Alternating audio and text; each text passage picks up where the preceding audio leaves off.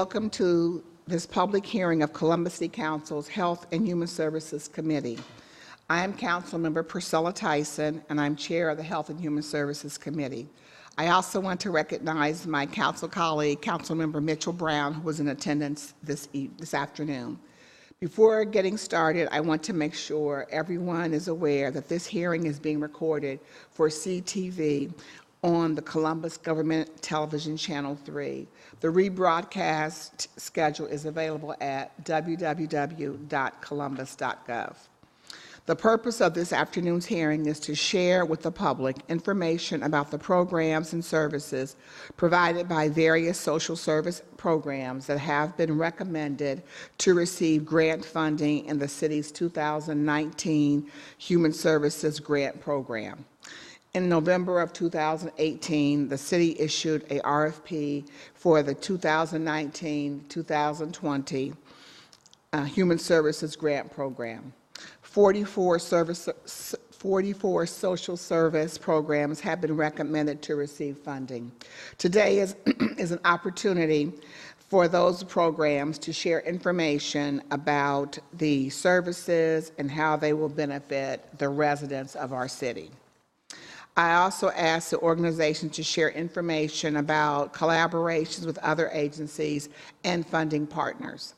Many of our city residents enjoy a high quality of life. However, even the greatest cities have challenges, and we need to make sure that our residents have the resources and services that they need to improve their lives.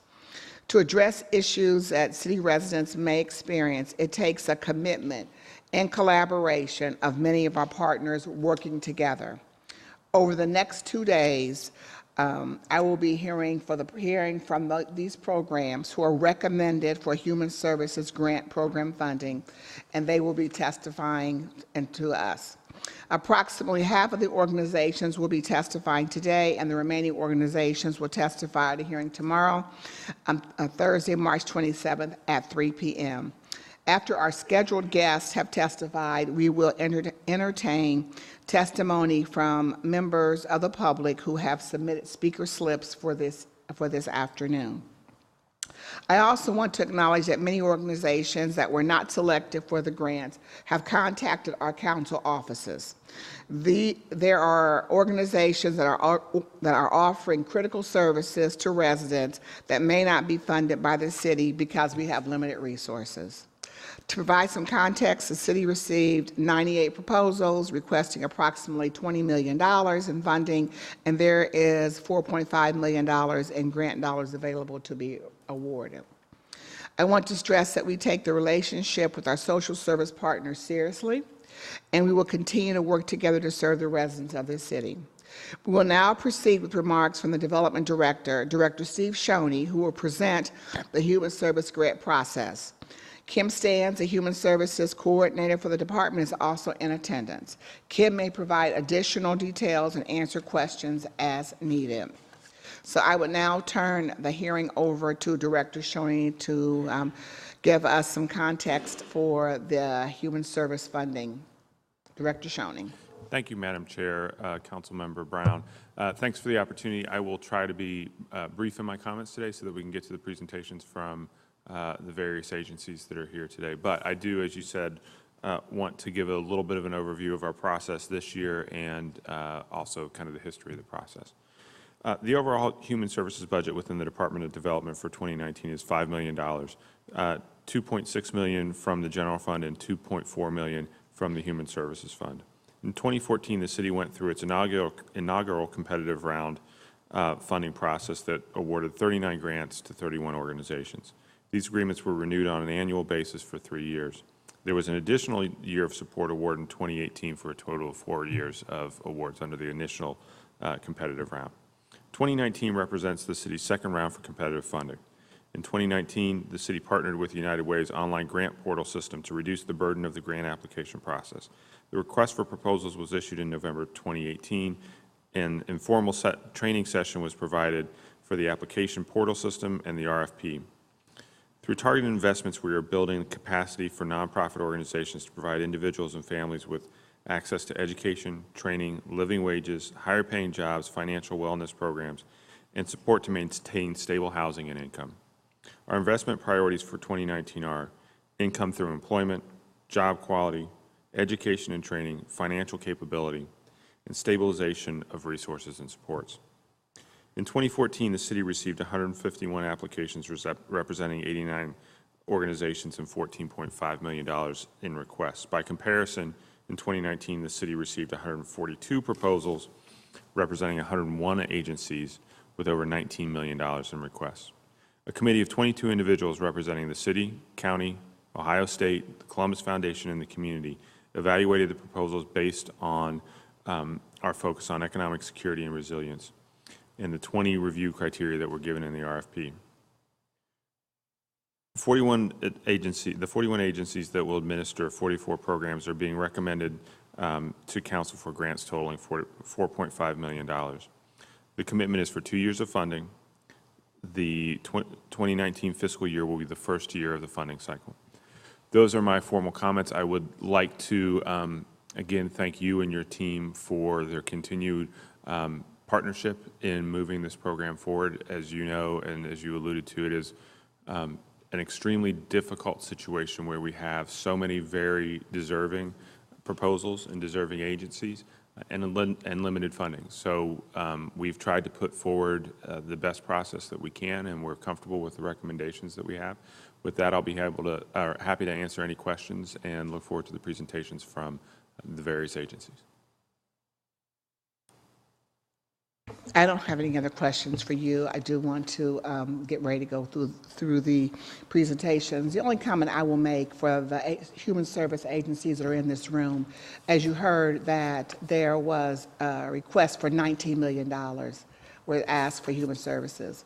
And I have been saying to the leaders of human service agencies that it really is time for everyone to get together to be able to help to identify more dollars, just like a lot of other organizations have come together as a body to be able to work with your elected officials, the private sector. We have to come together to think about how do we serve additional needs in this community.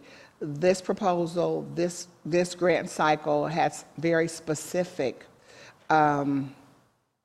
investment priorities. However, there's other needs in this community, and this council has certainly heard from a significant number of those nonprofit organizations that are doing work inside these priorities and outside those priorities that our community needs. And so I'm going to be very happy to hear from everyone today. I will have questions to ask of your organizations.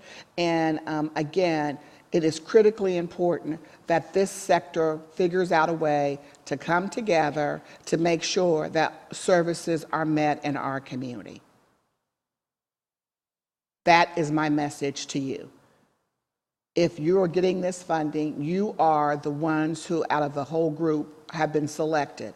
But your people, the other nonprofits that you work with, are not being funded.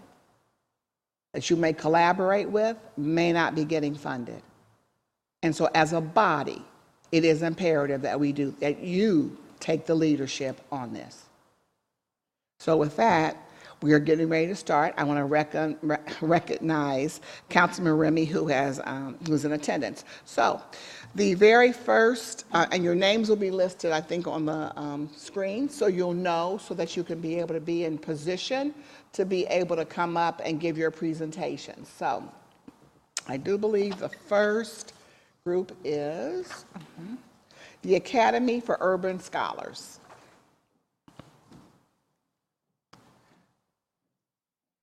And when you come up, please, state your name, who you represent, right up here to the podium, who you represent, as well as tell us about, I think your project's called the Untapped Workforce Project, and talk to us about that project.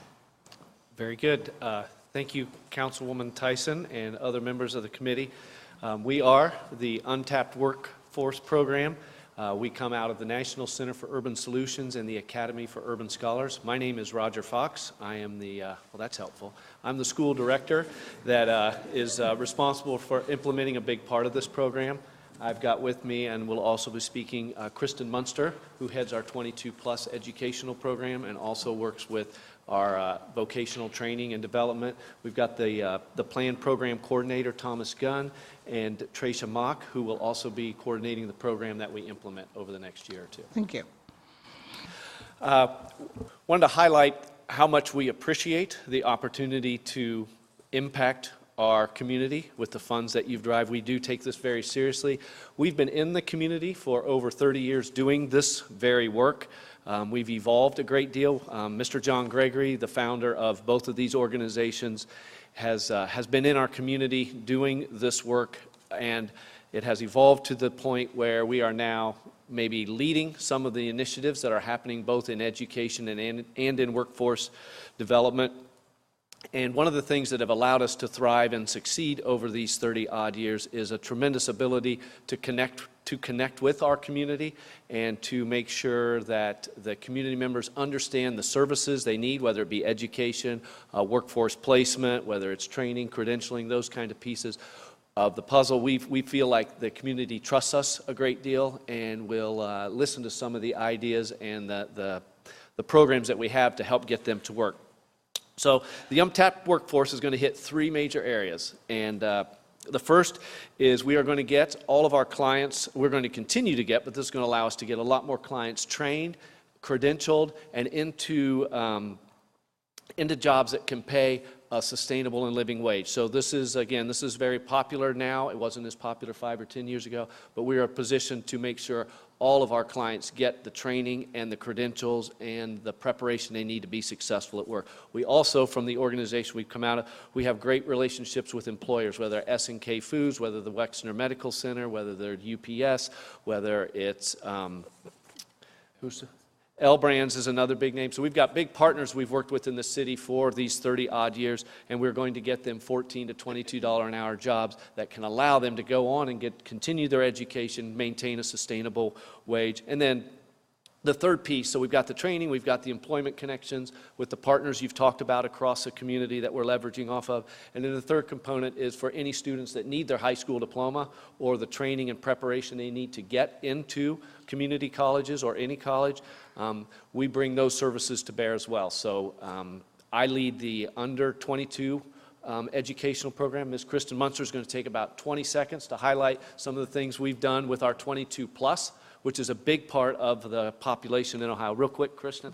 This is our second year implementing the 22+ program, and currently we have over 95 students who are 22 and older enrolled in the program. Last year we had 13 graduates. This year it'll be about 25, with the oldest adult being 65 years of age, all the way down to 25. So it's a huge need in the community. Every day I have at least 4 to 5 people coming in to enroll. So we cannot wait to get started with this program. And lastly, we thank you once again for the opportunity to serve the community and get these clients in the position to be successful community members.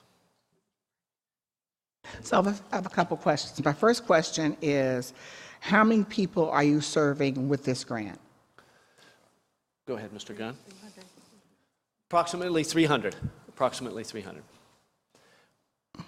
And we'll be enrolling them in 12-week cycles so that we can hit as many as possible, and it'll roll out for 1 year after each beginning. Okay, so so you have 300 people you're planning on being in the program, and what has been, or well, in this grant, what did you state was going to be your success rate? Or did you state with that? I mean, you're having 300 people in the program? Pardon? You're having 300 people in the program, Right. And so I don't recall that we did not put in a success? particular percentage as a success rate. Our expectation is around the 85% that we would expect to get them properly trained. And I think the way that you're going to measure success is many years into the future. So we're going to follow each client for at least a year and make sure that client stays in the position that we've got them trained for and got them employment support.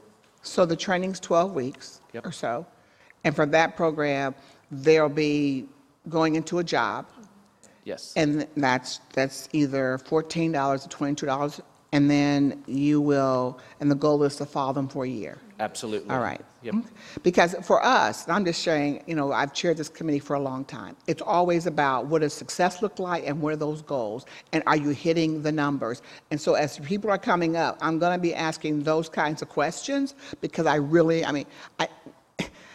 the reason we're doing this is that this whole focus, this is not to you, is focused on economic stability, and we need to make sure that individuals when these dollars are being given to the organizations, that we have a way of measuring the overall success of it.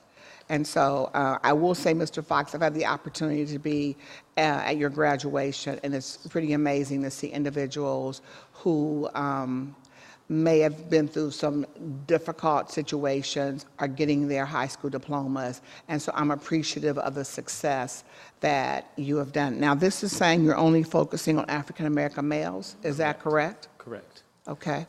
Well, as you get to know me, I'm going to start to ask you about African-American females. And I know that you have lots of females in your program. And so what happened to the females that come over to your program? We are absolutely entirely committed to females as well in all the operations we normally do. We targeted this program to the African-American males because we feel like in a lot of cases they are the ones who are struggling more in the community, who maybe need a little more support to get up out of the current trends that they're in. So this particular grant, we apply for lots of grants. We try to initiate as many programs as we can to serve as many as we can. This particular case, we targeted the African-American males. Well, I'm excited that you're willing to help the African-American males, and I think as you'll begin to hear, you're going to hear me asking that question, but you'll begin to hear when you hear from the people talking about evictions and homelessness, who's in those places, African-American females, and that's a focus for me. So thank you for coming. And Councilmember Remy has a question. Thank you very much, Chair Tyson. My question is, how do you find your target client? How do they come to you, and how do they, I just want to understand that a little bit more. And it's critical. That is, in my view, that's what really separates us from a lot of organizations that try to help. I call us, we're kind of the last block. So you hear UPS and Amazon and different people talk about the last mile of delivery of services and mail and whatnot. Well, we're the last block. We are in the houses, we are in the homes, we are in the community. At the school, we do home visits, hundreds of them a week. We know the families, we know the kids. So we don't put up we put up some posters and billboards and some radio ads, but those are just to keep awareness. The way we do it is word of mouth, family recommending family, people talking about, you got to go to that school or you got to go to that place. They're going to get you employed. They're going to help you. They understand what you're up against. And it's really word of mouth, and it's very grassroots. It's very on the ground. It's very real. It's not throwing money at a problem and hoping it works. It's hand to hand that we do it. And so the word of mouth passes very quickly, family to family, generation to generation. Mr. Fox, can you please share with a listening and viewing audience, if there's an individual that needs your services, can you share, should we pass this legislation, how could they get involved with this program? I would say the most important three numbers, 899 East Broad. That's the location of our Welcome Center, where they will get all the resource direction that they need. So that they'll be able to get signed up for this program in particular. They can get signed up for any of the other services we've got, whether they need their high school diploma, whether they're looking to get job training, job placement otherwise, or if they're an African-American male that fits the requirements of this program, we'll get them to work on this program as well. But 899 East Broad. Thank you, Mr. Fox. Councilman, for coming down. Thank you. And grants for $120,000. The next speaker is going to be Mr. Eric Karolak, and he is from Action for Children. Good afternoon.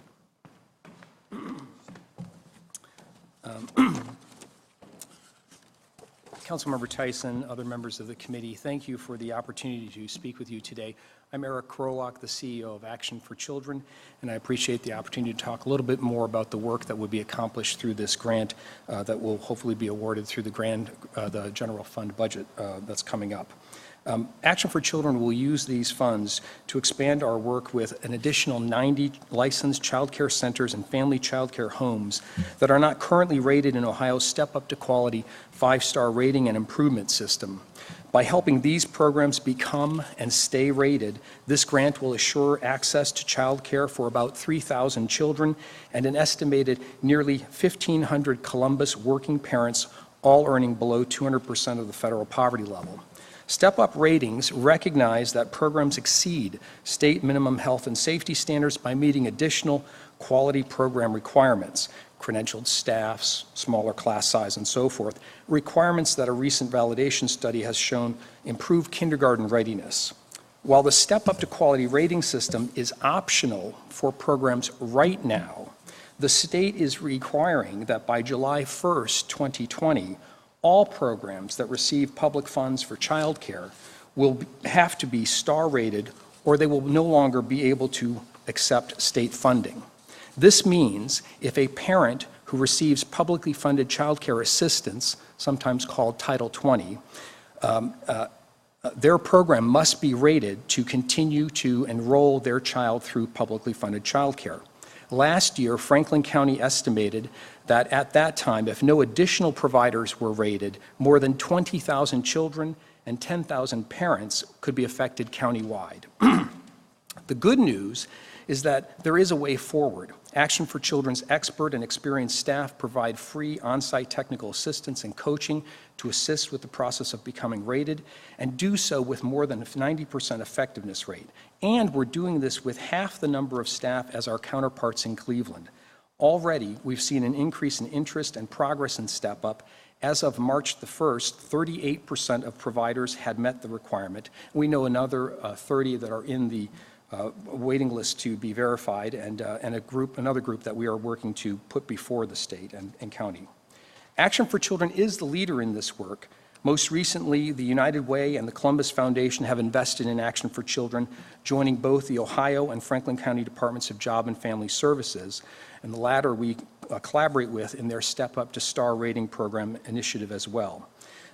This leverages the city's investment and allows us to focus more on Columbus neighborhoods. To create lasting change in the lives of those who are economically insecure requires that workers have safe, reliable, and quality child care. It's not a nice to have. Child care is a must-have for stable income and economic opportunity, especially across generations. And this grant will keep parents earning and children learning. Finally, while I'm so thankful for the support Council is giving Action for Children, I wouldn't be doing my job as a nonprofit leader in our community if I didn't also leave you with this thought, that at a time of increasing needs and increased unpredictability for our economy, our community, and the people we serve, it's imperative that the city significantly increase human services funding to the extent possible.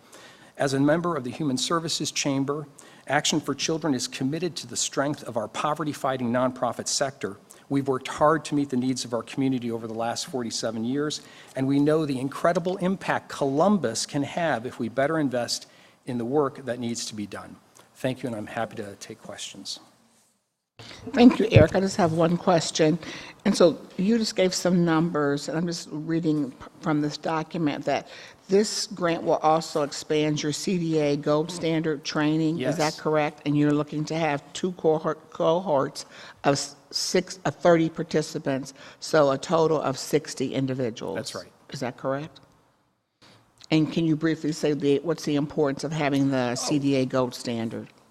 Thank you, Councilmember Tyson, for the question. The CDA is very important.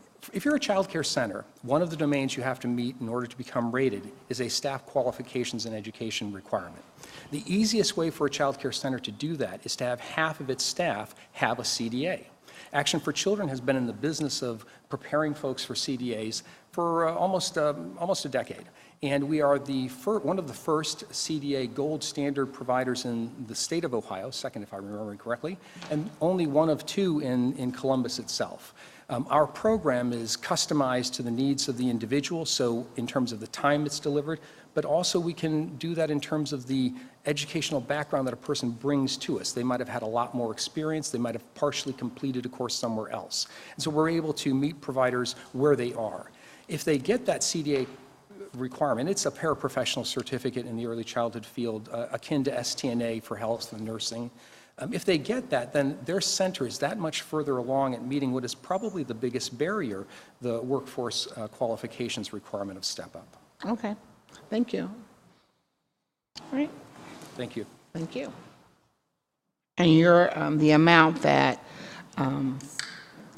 that the committee stated was $160,000 to support this effort.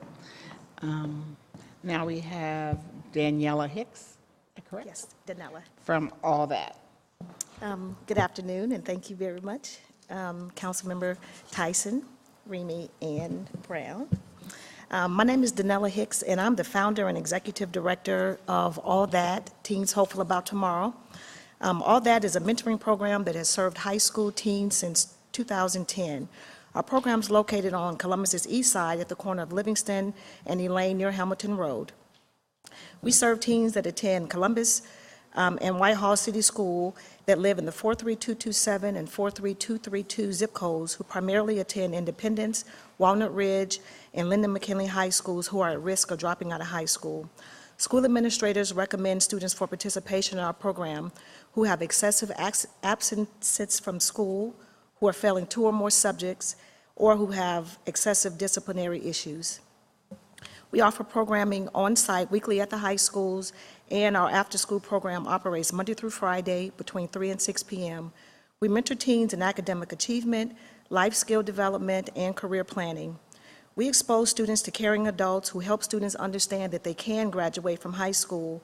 We expose them to a variety of career paths that lead to good jobs, and we help them prepare for the transition to college or trade schools. We help them develop a healthy lifestyle that includes managing their money, forming violence-free, healthy relationships, avoiding drugs and alcohol, and healthy eating. During the summer months, we host an 8-week summer workforce development academy where students participate in traditional employment, and they're also taught the skills that are needed to obtain and maintain good jobs. We help students make the connection between school and the world of work that exists after graduation. Students in our program obtain OSHA 10, first aid, and CPR certifications. They learn to complete job applications, prepare resumes, and participate in mock interviews with leaders in our community who provide relevant feedback on the skills needed at their place of employment so that our students are prepared to earn a stable living wage. Students also participate in cooking classes and Kroger grocery store tours that are hosted by Local Matters.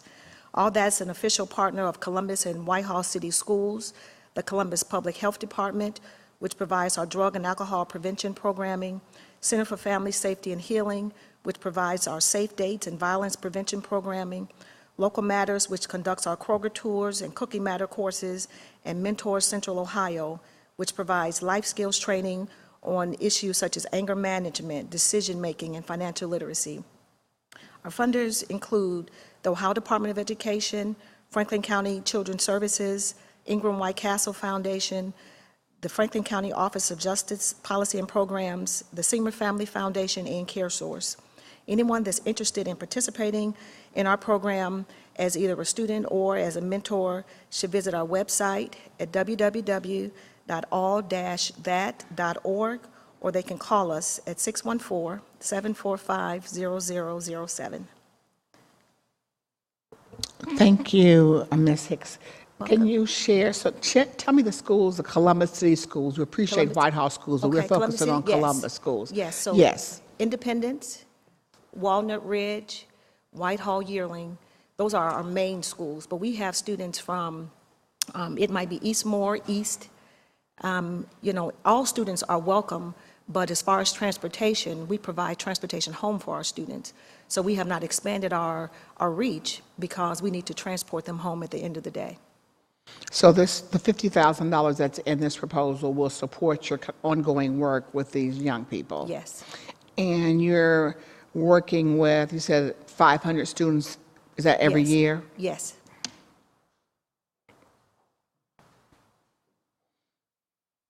And the focus, so I'm sure you have some goals. I really would like to hear more about your mentoring program, and I won't do it now, everyone wants to give their presentations, but I do want to hear more about your mentoring program and what you see as well, I guess, what's your success? What would you perceive as success in your program? Well, I would say the success is that our students have someone that they can talk to. So with our students, they periodically come back and they ask, what do I do? I'm at risk of losing my home. Or having a place to stay. I'm in a bad relationship. I'm not sure how to do a job application. Can you help me complete that online? So not only do we help them stay in school, but we help them with those external needs that they may have and provide direction towards resources. Okay, thank you. Thank you so much. And again, her grant amount is $50,000. Thank you.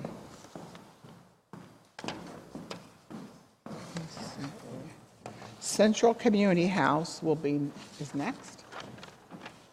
Is that right? Is that correct? Is Tamar Forth? Hi.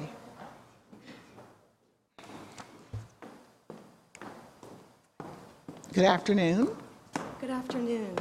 Thank you so much for, I'm vertically challenged, sorry about that.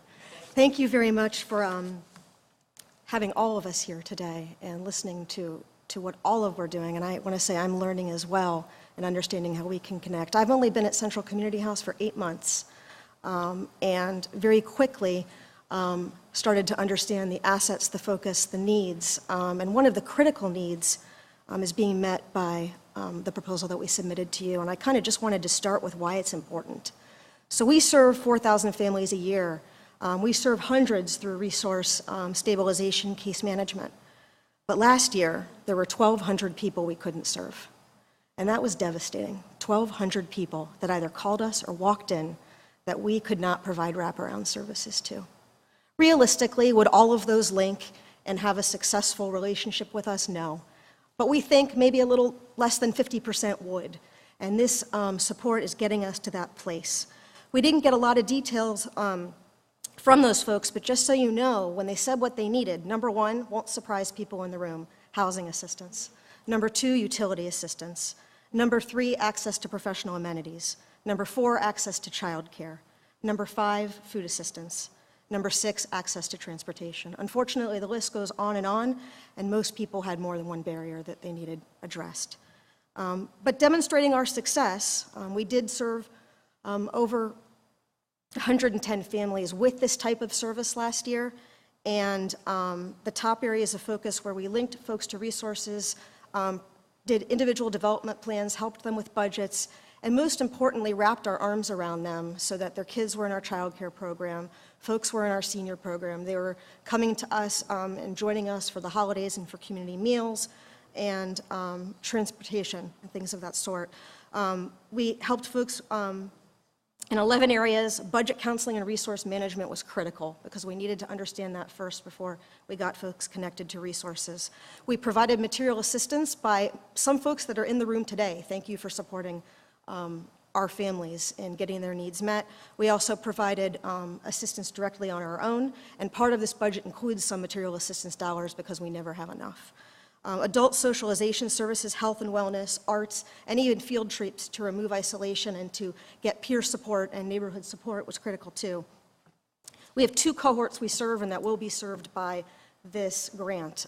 We have what we call those who receive, the central family, those who receive ongoing services, those who stay with us for a period of time, get wraparound support, have family members in multiple programs, and actually, thanks to Kim Stans, who challenged us to understand the impact on our families, we did calculate that of those we served with ongoing services, families received about $1,500 in budget savings from their familial budget who were receiving ongoing services, and the median was about $1,900.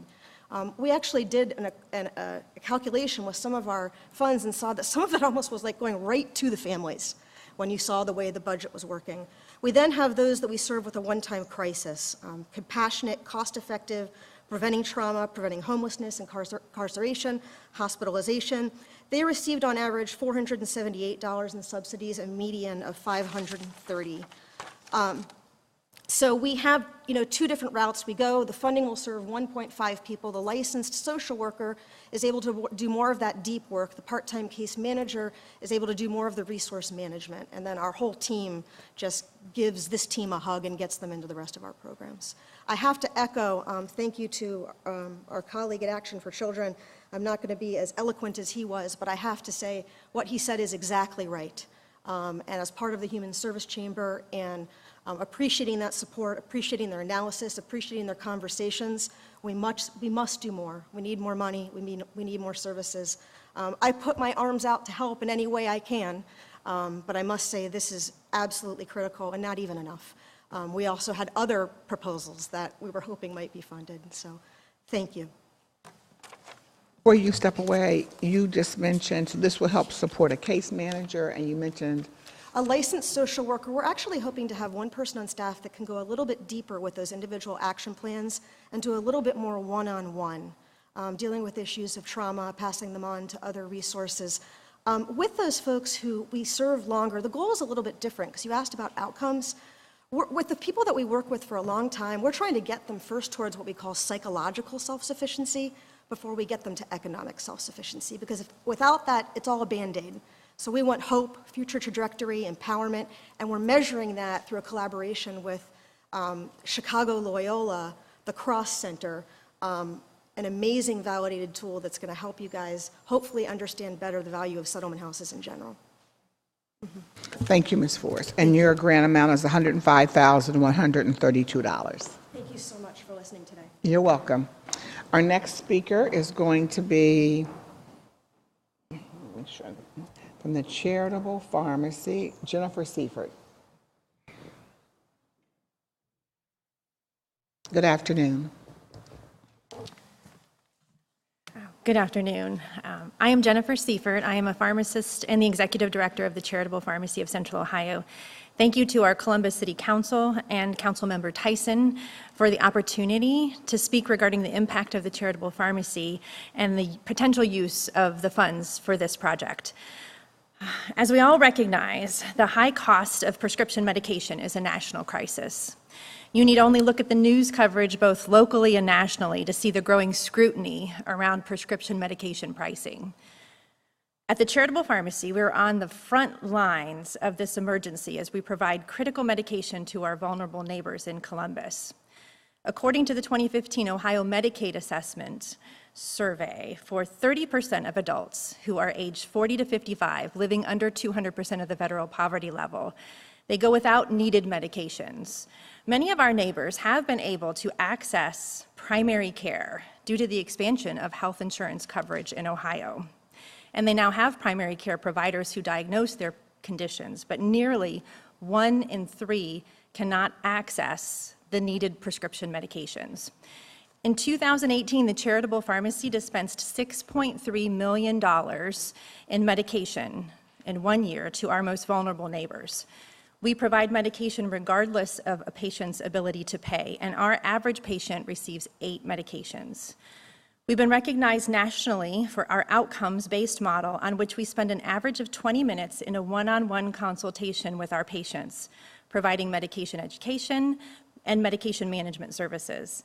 This dedication to personalized care is necessary and has proven to reduce hospitalizations and to increase patients' sense of security in their health care.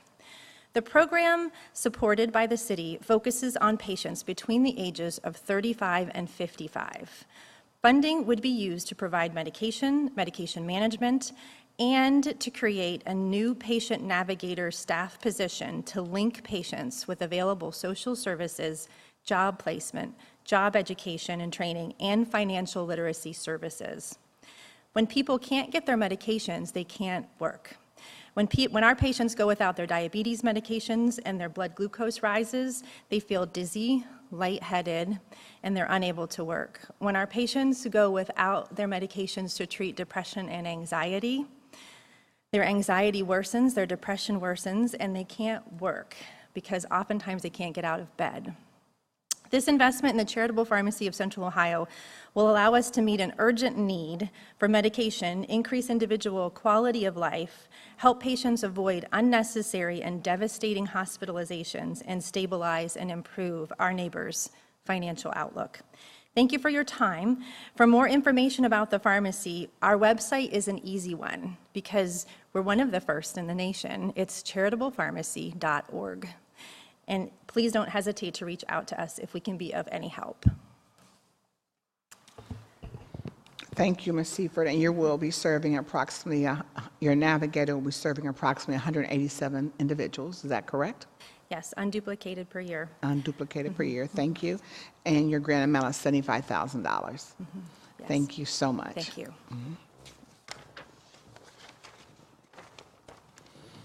Our next speaker is Sue Varillo, and she is representing Choices for the Victims of Domestic Violence, and then she'll also be speaking for Faith Mission.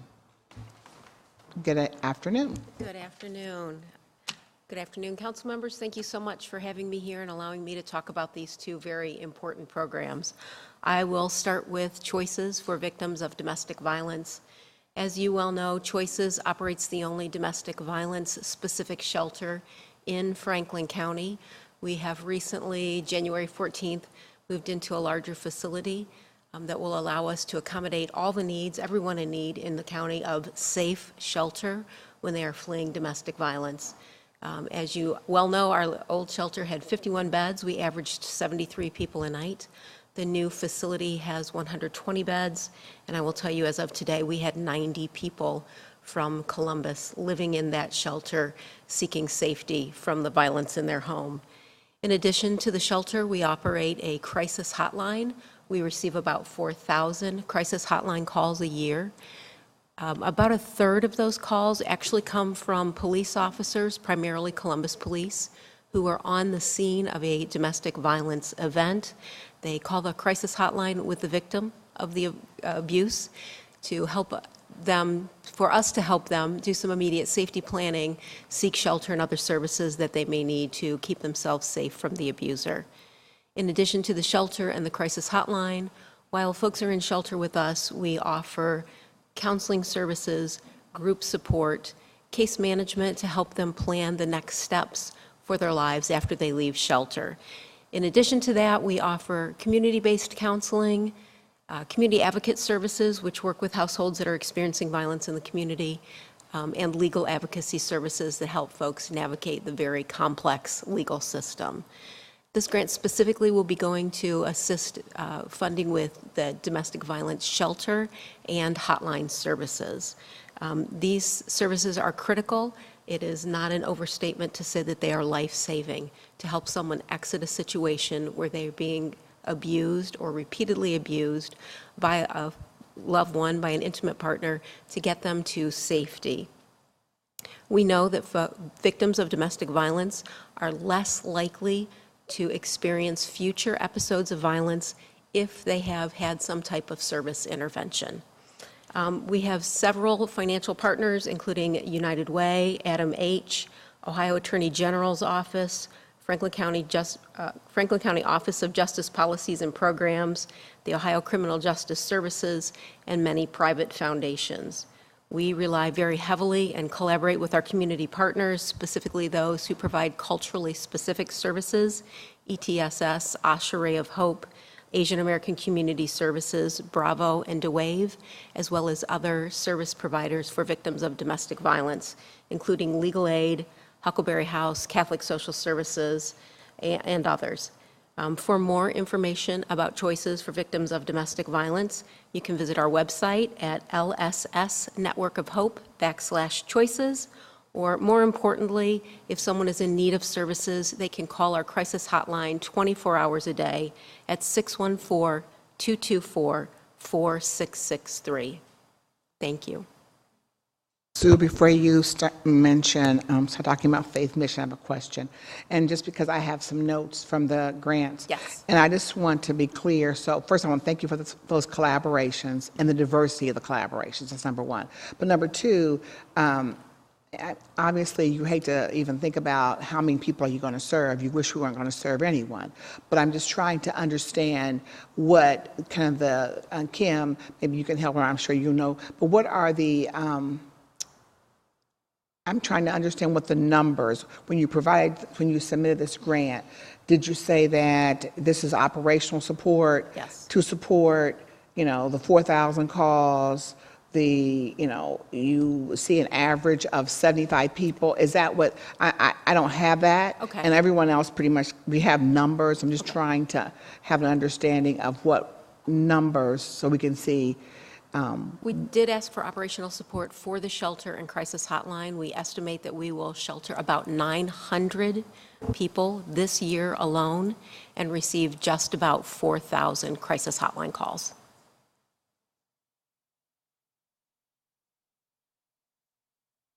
Thank you very much for sharing that information, and I'm just glad we have a place for people to come should they be in a domestic violence situation. And so now, if you could share information with us in regards to the Faith Mission. Thank you. I'd be happy to. So as you know, Faith Mission operates shelters and services for people experiencing homelessness in Franklin County, adults experiencing homelessness. We have 2 shelters for men that have a capacity for 205 men each night, 1 shelter for single women that has capacity for 42 women. In addition to our shelters, where we also provide case management, employment resource services. In addition to those services, we also operate a community kitchen. We serve 3 meals a day, every day of the year, to anyone in need. Then we offer some specialized services for veterans, both in shelter and in the community, as well as for returning citizens just being discharged from facilities into the community. This grant request was specifically to fund or partially fund our employment resource centers. Our employment resource centers are open to anyone experiencing homelessness, not just residents of Faith Mission. We work with folks to help them find employment in a very short time frame. As you may know, HUD has a requirement that there's an average 30-day length of stay in a homeless shelter. So folks who are experiencing homelessness need to find employment and get a paycheck very quickly to end that episode of homelessness and be able to move out successfully from the shelter. We partner through our resource center with 133 businesses throughout Franklin County to educate them about homelessness and to match then folks that are using our resource center with these businesses that are looking for employees. So the objective of this program is really to get people with an income, a stable income. Our average starting wage is $12 an hour and up, but $12 is sort of the minimum for a starting wage, which is not quite a living wage in Columbus.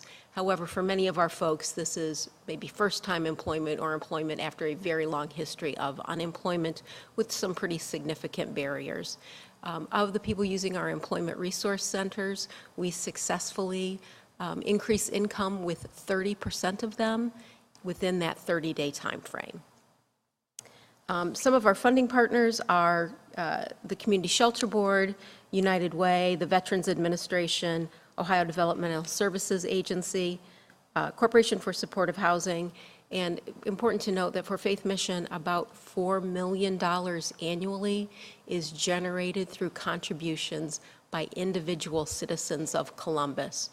I think our average gift is right around $35, and so we receive these in the amount of about $4 million annually, which just speaks to the great support Faith Mission gets from this community.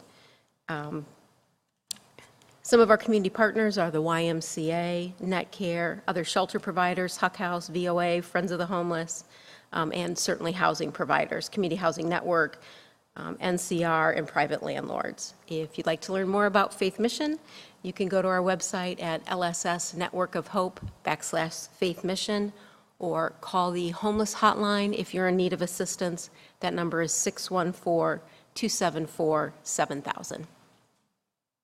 Thank you. Thank you, Sue. And one question is, you say you're trying to get people in employment within 30 days. Yes. Is that correct? And what's your success been in doing that? We average 30% per month getting folks increased income within that 30-day time frame. All right. Thank you. Thank you.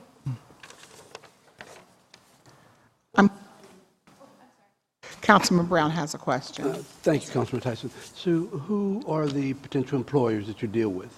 It's a wide variety of employers. We have several hospitals that are part of our employee, we call them hiring partners. So they've agreed to a specific starting wage, full-time hours, and health care benefits. So several hospitals are involved in this, several call centers, some hotels. We have a very wide array to match the skill sets that people that are using our services may be looking for with those jobs. You're welcome. Thank you. I'm now going to ask Bill Owens, who will come up and speak on the Kids Club, all your programs. Are you going to speak on all I'll of them? just be talking about the Kids Club program. Just the Kids Club, I have okay. Other folks going to talk about our other All right, proposals. Kids Club, thank you. Well, thank you, Councilmember Tyson, Councilmember Remy, and Councilmember Brown for having us here today. The Clintonville Beachwald Community Resources Center is one of 5 settlement houses here in Columbus, members of the Columbus Federation of Settlements. We're also one of the 71 agencies, members of the Human Service Chamber of Franklin County. We all stand in the ready to testify and advocate to make the pie bigger so that those programs that applied and unfortunately are not going to get the support that they need through this process might be able to get more support in the future, and we all recognize the need for that.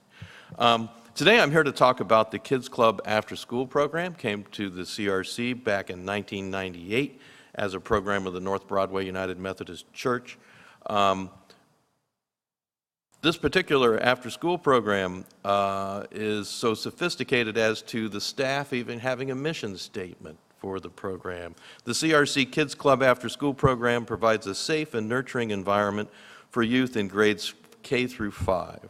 We offer homework assistance, tutoring with a reading specialist, individual reading time, and activities that foster youth's development of appropriate social skills. The vision for the Kids Club After School program is to have a positive impact on the lives of young children by providing a safe and nurturing environment that supports learning, inspires curiosity, and celebrates creativity. So the question that this program addresses is, what happens if there's no place for your child during your work hours? To keep a job, parents need an after-school and out-of-school place for their children to go. What if you can't afford childcare or an after-school or summer program? The Kids Club is the only licensed after-school and summer program in our area for ages 5 through 12 that has a sliding fee scale, and where up to 75% of the families utilizing our program in the summertime have no charge for that service, allowing their children to participate. Columbus City Schools' Latchkey program for those families that are not able to be supported through Title 20 are paying about $3,000 per child per year as compared to our program. And there are local child care and school latchkey programs in our neighborhood that have long waiting lists. So our program is able to serve those children. We have a child care licensure at our 3 sites and are working on our first step up to quality star rating. Staff knowledge and training will be enhanced by these efforts. And I wanted to make note that many after-school programs like ours up to now have not had child care licensure, and it's particularly challenging for these programs to come up with the buildings and to meet all the requirements of child care licensure. So I see that as a threat to our children in the city of Columbus having after-school and summer programs available for them. So we should all be aware of that and support Action for Children in helping us. I'm looking at Eric as you're stating that. He's still in the chambers and he just raised his hand. Yeah, So, thank yeah. you. We're counting on that help. So the Kids Club helps families and neighborhoods move toward resilience through accessing the human services available through CRC, through our food pantry, through our kinship care program, through social and emotional learning that they're able to get through our program that helps them to develop emotionally, have empathy, and responsible decision-making. Academic skills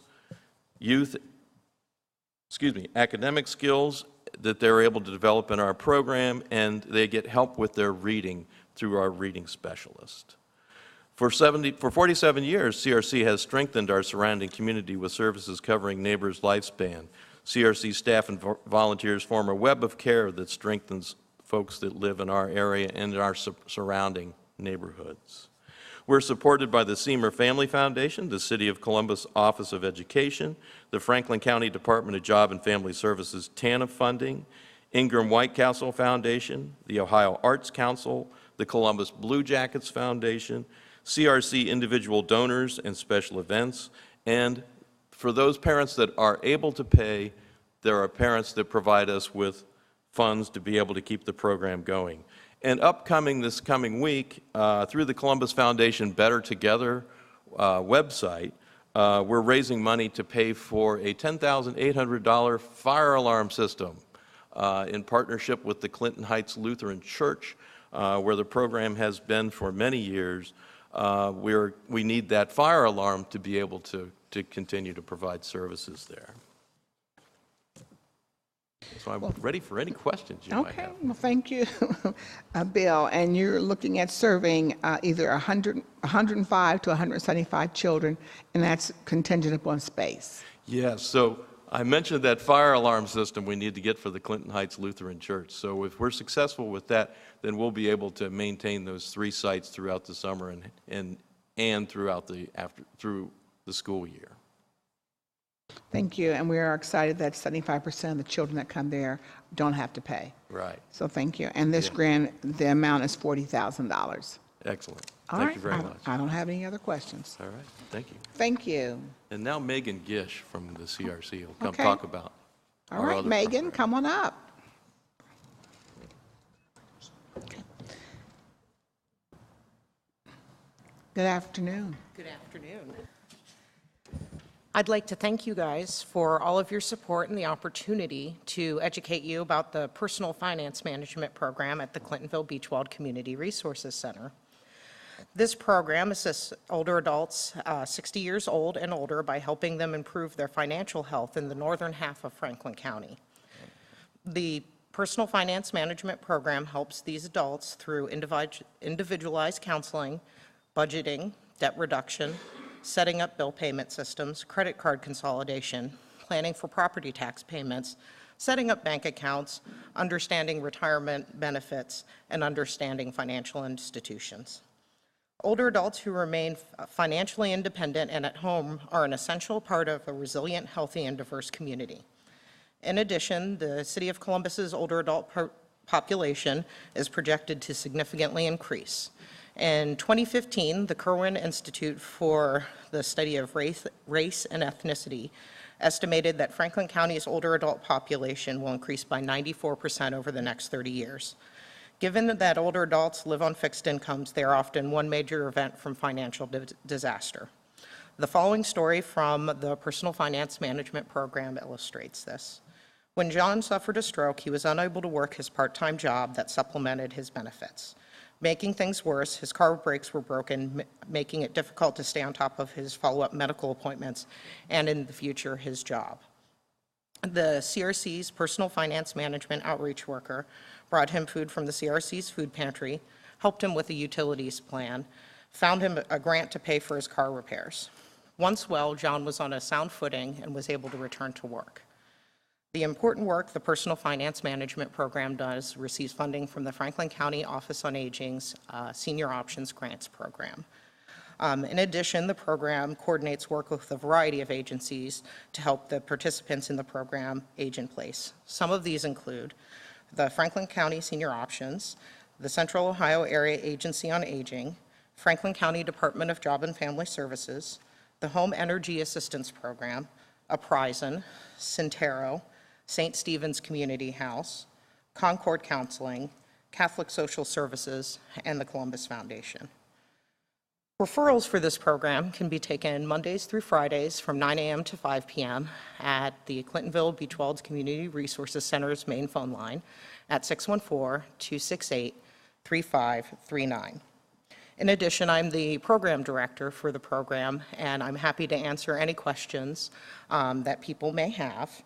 We're also located at 3222 North High Street, Columbus, Ohio, 43202. Thank you, Megan, and I'm sure that my council colleague who is chairing the veterans and seniors that is appreciative of this work. The only question I'm going to ask is how many people will you be serving in this program? We're anticipating at least 85 unduplicated individuals over 992 service hours for about an employee and a half, 1.5 FTEs for this year. Thank you, Megan, and their grant is for $20,000. Thank you. Thank you very much.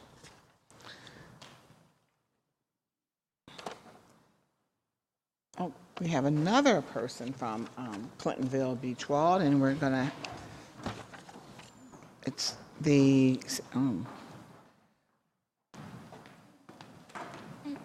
Christine? Yep. Is that- Okay. All right, Christine, the floor is yours. All right. Thank you, Councilmember Tyson, Councilmember Ramey, and Councilmember Brown for having us here today. I'm Christine Happel. I'm the director of the Greater Columbus Network of Villages, as well as the director of Village in the Ville. Villages are grassroots, member-driven community organizations created for neighbors by neighbors. They support the stability of older adults as they provide services, engagement, and community connection.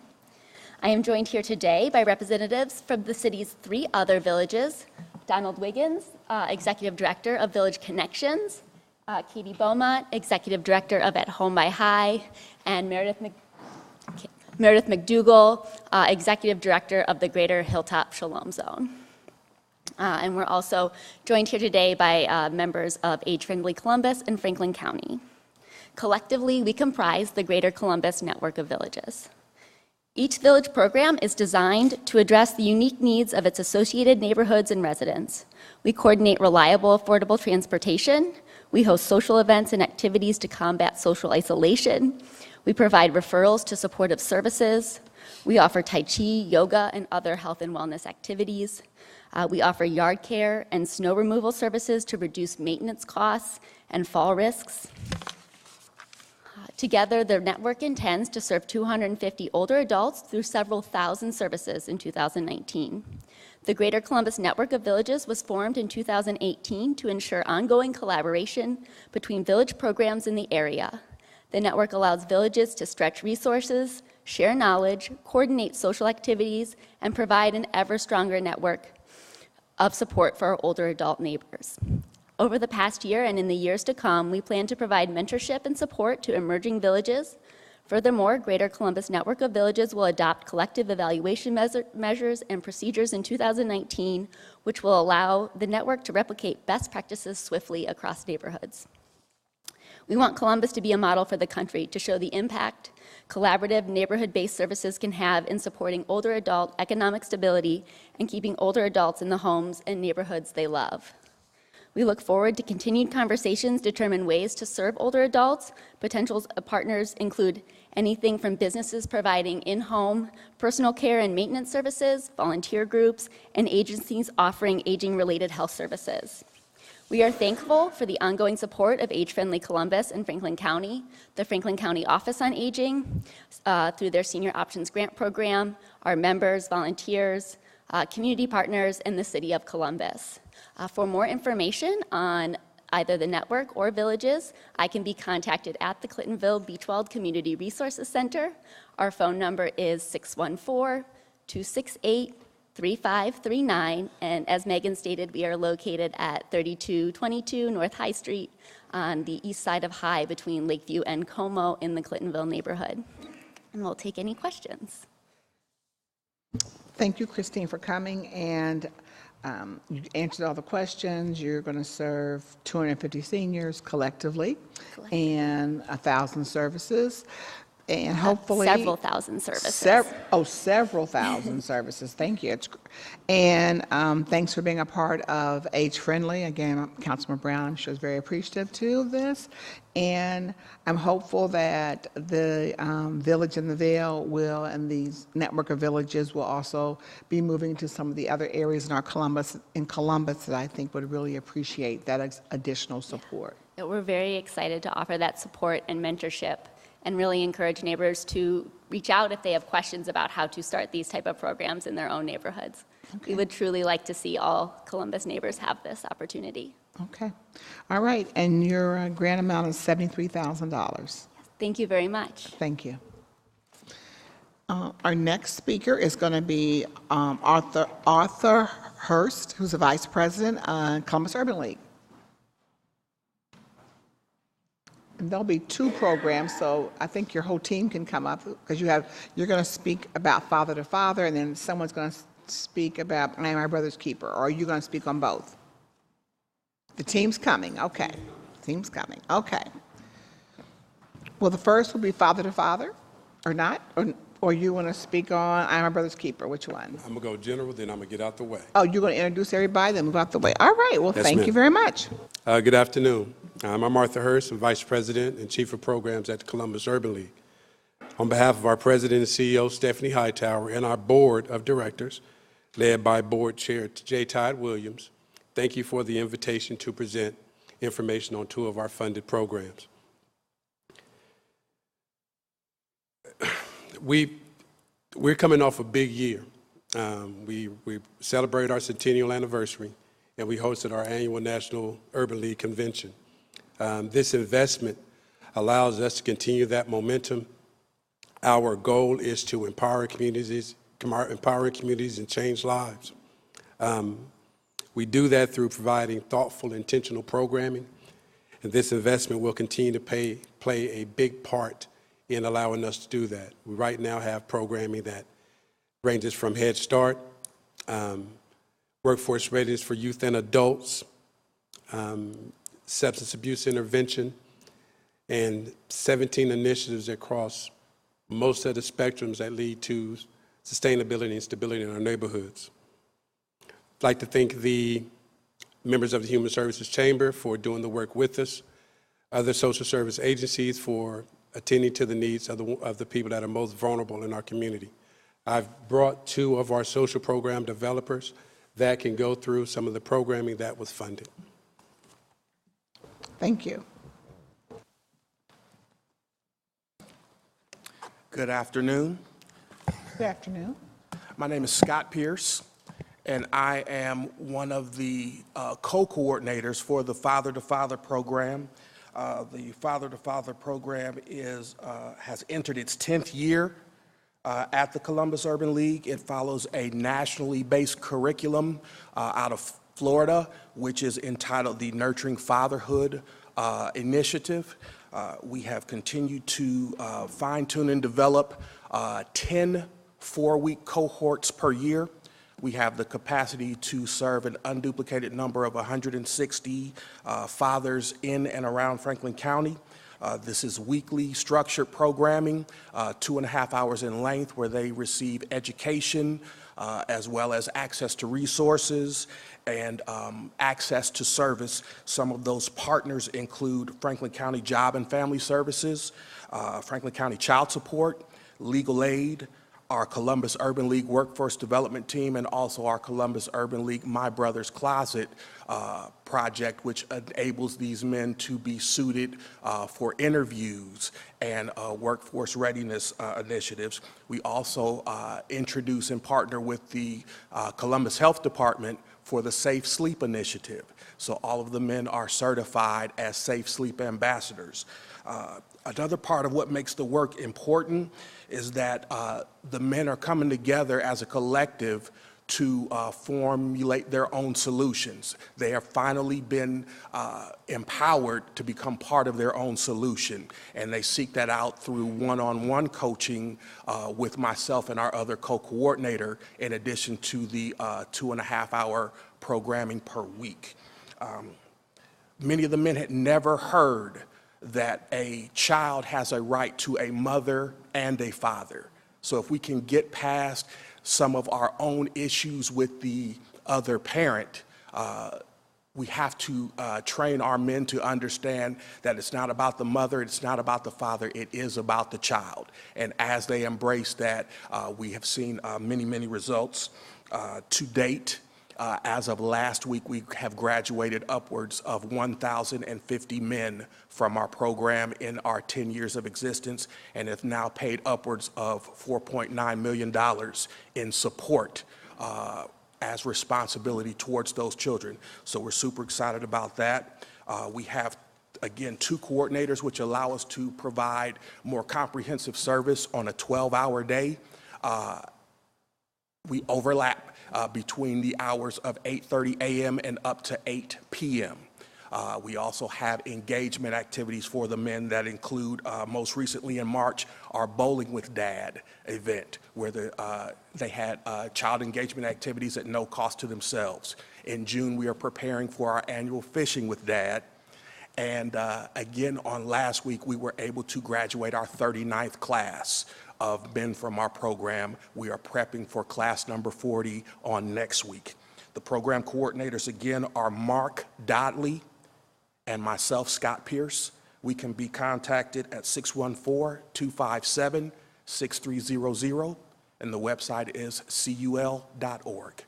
Thank you. Mr. Pierce, thank you. I'm appreciative of these numbers. You say you've graduated, or either 1,050 people have gone through your program, is that correct? Graduated in the 10 years, correct. So about 105 each year, which is correct. Okay, and they've paid $4.9 million in child support. Indeed. And they've built, most importantly, hopefully building a relationship with their child. Absolutely, indeed. The money is important, but that relationship is also very important. Indeed. And you're looking to have in the program this year, you're going to serve, did you say 160 fathers this year? 160 unduplicated, correct. Unduplicated, okay. All right, well, certainly appreciative of the program and the success of the program. And I don't have any other questions. Anybody have any questions? Just really appreciate the work. And the amount that's the grant amount they've asked for is $142,383. Correct. Thank you very much. Indeed, so it's a good return on our money if you're looking at $4.9 million. And people are going back, that's child support, and they're working. So that's also money in our community. Yes, indeed. All right. Thank you for your work in that program and helping our men to be better fathers. Okay, I am my brother's keeper. Hello, council members. My name is Lorenzo Brandt. I am the program coordinator for the I Am My Brother's Keeper program. Our program has been in existence at the Columbus Urban League for approximately 3.5 years. It was previously the More Than My Brother's Keeper program. We are funded from the City of Columbus, Department of Neighborhoods, Franklin County Job and Family Services, and United Way, as well as the Each Foundation in California. The I Am My Brother's Keeper program works with 9 to 18-year-old youths, boys or young men of color, to graduate them from high school, prevent them from getting negative contact with the law enforcement, as well as to create a positive post-secondary readiness transition. We originally were just doing education. This grant right here will assist us with expanding upon that to include the military, employment, as well as trade schools. The reason why our work is important, because in 2015, the Center for Disease Control said that the leading cause of death for African American young men between the ages of 15 and 19 was 49.5%. The Center for Disease Control said the leading cause of death for African American young men of color between the ages of 15 and 19 was 49.5% attributed to homicide. Yes, ma'am. The Ohio Children's Defense Fund showed that there was a level of disparity between out-of-school suspensions between African-American men and Caucasian students. In Ohio's largest urban school districts, ranging from a factor of 1.9 to 13.3, meaning they were like 13 times more likely to be suspended than their Caucasian counterparts. Black youth were also 5 times more likely to be detained or committed compared to their Caucasian counterparts, according to data from the Department of Justice collected in October of 2015. And this is why we do our work. Our community partners are iResult Fitness, Local Matters, the Furniture Bank of Ohio, Eldon Ward YMCA, EJ's Warrior Karate Academy, Mid-Ohio Food Bank, the Columbus Urban League's Financial Empowerment Services, which develops its own 700 credit score class for not only our students, but for our parents, because if you can't stabilize the home, you can't stabilize the child, and that's our mission. Children's Hunger Alliance, as well as Future Ready, who's taught us how to take our social emotional learning and teach it to all of our youth to increase their capacity to learn inside schools.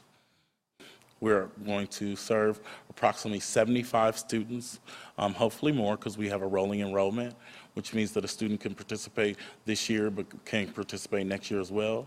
We also have our peer-to-peer mentoring piece, which requires a student to be on our program for 2 years before they reach the age of 14, where they can become eligible, become a peer-to-peer mentor, where they'll be taught about ACEs, where they can teach the younger generation that's coming into the program the lessons that they've learned from us. So that is my program in a nutshell, and I thank you. Can you share with me what success look like in your program? Well, currently we have a 100% graduation rate. We've got a 100% rate of students that are not connected with, who've been in our program for 3 or more years. They have not had negative contact with the juvenile justice system. Success for me is at least 80% of our students graduating from high school and finding employment within 30 days or going to college within 90. So this, and if you know this number, is you said you've had the program now for 3.5 years. Do you know how many? I'm trying to write how many individuals have gone through your program? 106. 106. And we've had a 68% return rate. And the reason why is because we start at the age of 9 and we go all the way to 18. We used to stop at 15, but we saw that we were losing students when we did the follow-up a year later, and we expanded our ages to make sure that we can get that graduation rate. Yes, I'm excited that you are, starting young, and that you absolutely are following them through graduation. This is really an important program, and just for our children. And I know, and some of those statistics that you've stated certainly are statistics that we don't like to hear about. And we recognize that the reason why we focus on these programs, and because we had obviously another program that was focused really on African American males, is that we really do have to, have this, and the discussions we're having that because you have to focus on where you have areas in your community that we need to make sure we're improving upon. Because if our black boys can be successful, all boys will be successful. And if our black men are successful, all men can have that success. And if that will be the case, if men are successful, our community is successful. And I'm appreciative of the work that's going on with our, black boys and black men. You'll soon hear about black girls are having these same challenges as we're talking about today. It isn't just the guys. And generally, the reason we're having these programs, as you just mentioned in the previous presenter, Mr. Pierce stated that children need to have both parents be active. And in many of our parent families, we know that the black female is the one that's really the one that's being very involved in many of these situations. And so we have to make sure that we are providing our children with the right resources, and the male doing his part and helping the black and African American female do her part for these kids to be able to be successful. So I think we'll have some great partnerships in the future, because we need to make sure these disparities amongst our children is just not acceptable. It's not acceptable. That's the bottom line. So I appreciate the work that you're doing.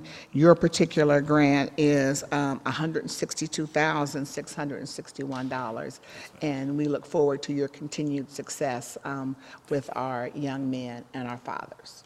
Thank you.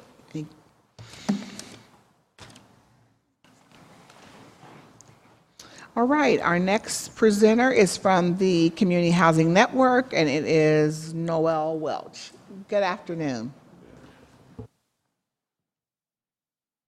Good afternoon, Councilmember Tyson, members of the committee. My name is Noel Welsh. I'm here from Community Housing Network. Established in 1987, CHN manages almost 2,000 units of supportive housing in Columbus and Franklin County. We are the community's largest and most experienced provider of supportive housing, and it is our mission to create opportunities for success for all our residents. Beginning this year, with support from a City of Columbus Human Services grant, CHN will implement the From Stable Housing to Independent Living program. This program will provide new services for 101 units of supportive housing serving extremely low-income individuals in Franklinton and near East Columbus. Currently, these units serve 222 residents, half of whom are children. The average annual income for a household in these programs is less than $8,000, with a third of these households reporting no income at all. All units are rent subsidized through housing choice vouchers provided by HUD. With the From Stable Housing to Independent Living program in place, CHN will work aggressively to connect these households to supports designed to increase income and ensure stable housing. Funding will be used to hire 2 full-time engagement specialists to provide home-based engagement services. The program will be implemented in 3 steps with each participating household. 1, developing an individualized goal plan. 2, ensuring stable housing. And 3, achieving independent living. Services will be focused on developing the skill set necessary to obtain and maintain healthy living and independent housing.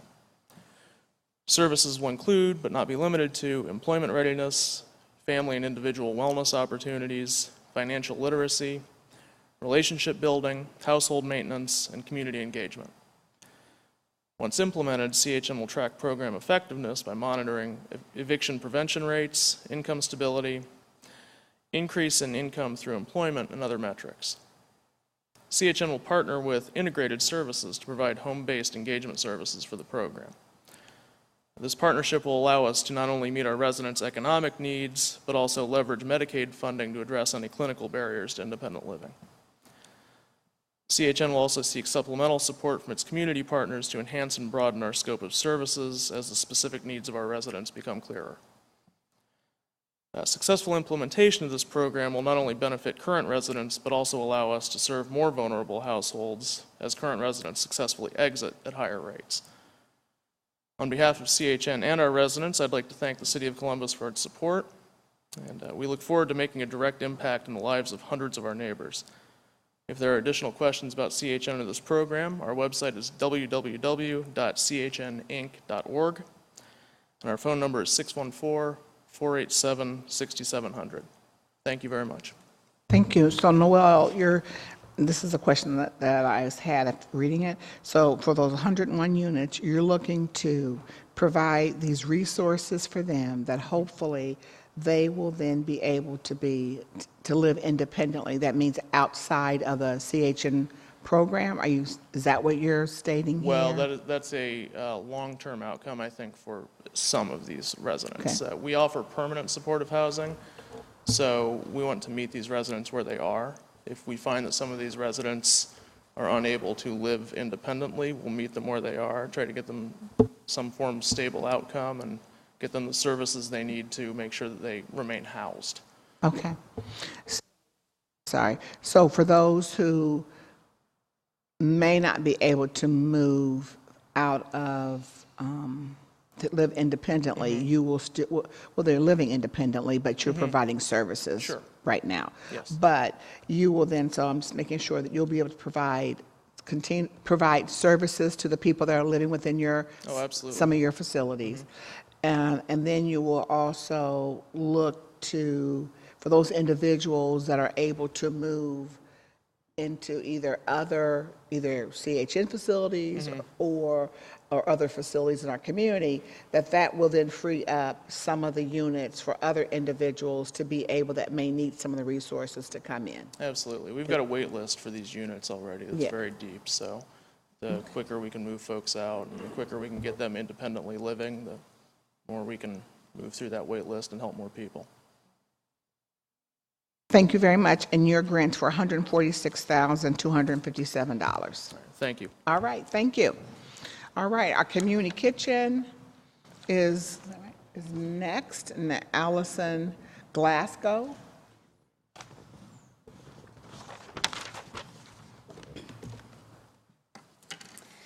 Good afternoon. Good afternoon. Greetings, Councilmember Tyson, others who are here. Thank you so much. I'll start with an expression of gratitude for affording us the opportunity to be included among such a dynamic group of servant leaders in our city. So thank you for that. As you are likely aware, Community Kitchen, Inc. Really exists to stabilize the lives of some of our more vulnerable citizens. Our unit of intervention really is a traditional prepared meal. And so we've existed in the community for now 40 years. 2019 marks that anniversary for us as hopefully a safe and welcoming space for all people, but particularly with an emphasis on those that for whatever reason have been pushed to the margins of society and that are probably experiencing some sense of disenfranchised living because their lack of resources cannot afford them access to the most basic things they need to be productive citizens among their fellow community members. We believe that an equitably accessible food system benefits the economy, the environment, and the community and the people that live in it. And so our objective is probably more focused on the way we do what we do than what we do, which is that we must remove some of the stigma, the social stigma that surrounds food assistance programs and make sure that we're a space that feels hospitable and welcoming to any person. Most of our folks are coming to us because they're experiencing probably poverty-based hunger or crisis-based acute hunger. Their families may be facing food insecurity. Of course, we recognize that food is the most basic of needs, but we also see that we are there to be a connector for anybody who comes to us. So intersectionality of need, huge for the folks that come to us. We are absolutely responsible for being educated about how to make meaningful referrals and strategic referrals to other places. So those partners that we refer out to tend to support other basic needs like shelter, cash assistance. We're doing work with places like other agencies that you've heard from, Community Shelter Board, Community Housing Network, the Charitable Pharmacy, Join. Those are places that we're sharing with our clients. We work to provide 100,000 meals in a typical year to about 65,000 community members. Additionally, we provide a number of referrals and try to see through 500 referrals fulfilled to other agencies. I'll share that about a third of our financial support still comes from direct public support. So that's a huge funding partner of ours. We're fortunate to have the support of a number of foundations, including Ingram White Castle, Harry C. Moore's, Seymour Family Foundation, Reinberger, and Brighter Days. I'll also mention that we, of course, receive corporate investment. That's about 16% of our revenue from places like Nationwide and CareSource. And we're fortunate to benefit from government programs like the Emergency Food and Shelter Program and also the Summer Feeding Program. And then, of course, we are a United Way supported agency, and we're grateful for their people-centered investment. For those curious about our work or looking to engage, learn more about how to kind of be a hunger warrior and a nourishment champion, we would encourage people to reach out, starting with me at CEO@communitykitchencolumbus.org, and I'll be happy to connect you with folks that can engage you in that shared mission. So thank you for your time. Thank you so much. And you said you're going to, so with this grant, will you look to continue to serve about 100,000 meals to 6,500 people? That's what we anticipate, Okay. yes, based on a typical year's need. Okay. Well, great. It's, I would just say that it's good to see you here and this organization. I can recall that there was a time where we did not know if this organization was going to continue to be in existence, and I will share that we used some of our emergency human service dollars working with the United Way and the foundation to keep this organization moving forward. And I'm glad that we did, and I'm glad that you're now, overrunning this program, because if we weren't doing that, again, we would have 65,000 or so people that would not be receiving those services. So, and this grant is for $35,101. Thank you for coming down. We appreciate your faith in us. Thank you. You're welcome. Thank you. Our next speaker is from the Community Mediation Services of Central Ohio, Inc. And Shelley, I know you're glad to be here today. You bet I am. Yes, so we are glad to big see hallelujah. you. Thank you. We've had a long-standing relationship here, and so I'm glad that I know you're very happy your name is on this list. I certainly am, and I thank you all for the opportunity to be here. By way of a little background on our program that is city-funded, beginning in 2011 in cooperation with the Franklin County Municipal Court and a host of other community providers, CMS has been providing its housing stability and homelessness prevention services to help stem the massive tide of more than 17,000 plus evictions being filed in Franklin County each year, more than in any other area of the state. The overall goal of our program is to help reduce the number of low-income persons in Central Ohio who become or remain homeless due to the imminent risk of eviction or its aftermath. Our program provides 2 essential services: conflict mediation for at-risk tenants and their landlords who become involved in eviction-related disputes, and a 2-hour eviction prevention education workshop for low-income tenants and homeless persons who are trying to obtain and maintain stable housing. Annually, this program is, as a whole, serving more than 1,800 low-income families with more than 4,600 household members. Our tenant-landlord mediation services are provided by phone as well as at our office and on-site daily at the Franklin County Eviction Court. Our workshops are provided in multiple locations throughout the community several times each month at no cost to participants. In terms of our program's success, about 85% of the time, the tenants and landlords we assist with mediation are able to reach a voluntary resolution to their dispute. About half of those agreements allow tenants who were at imminent risk of eviction due to late or non-payment of rent to get caught up on their back rent over a period of roughly 30 to 90 days so that they can stay in their current housing. The other half of the agreements that are reached typically involve a voluntary move by the tenant and an arrangement that allows for the tenant to have adequate time to move to alternative stable housing, and often to have the eviction action that was filed against them vacated or dismissed altogether in their court record. Our program does a 12-month follow-up on all of the tenants who participate in either our mediation or our eviction prevention workshops, and for years now, we have consistently found that approximately 85% of the time, these tenants have no subsequent eviction action involvement for the 12 months following their participation in our services, despite their very high level of vulnerability. 70% of the people we serve are at or below 30% of our area median income. So we're talking significantly low-income folks.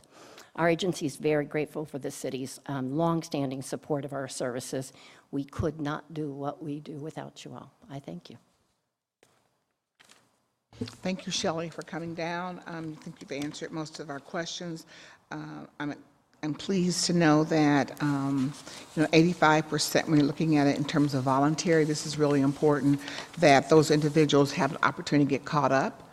And the others, and if they're getting caught up, then of course the eviction is vacated. And then those that may end up leaving, you're still, the landlord is working with you and the tenant so that that eviction can be vacated. And that's critically important because you do not want to have an eviction on your record. It becomes even more difficult to be able to find some place to live. Absolutely. So I appreciate your work.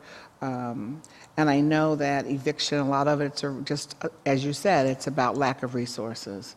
And so as we need to continue to work together, and I see and the directors here to try to make sure that individuals are making more money, our policies change at the city in terms of getting those tax incentives, that they have to make $15 an hour unless there's some other resources that they're providing. So we understand the situation a lot of people are in, and I appreciate your work, because if you've never been to eviction court, you need to.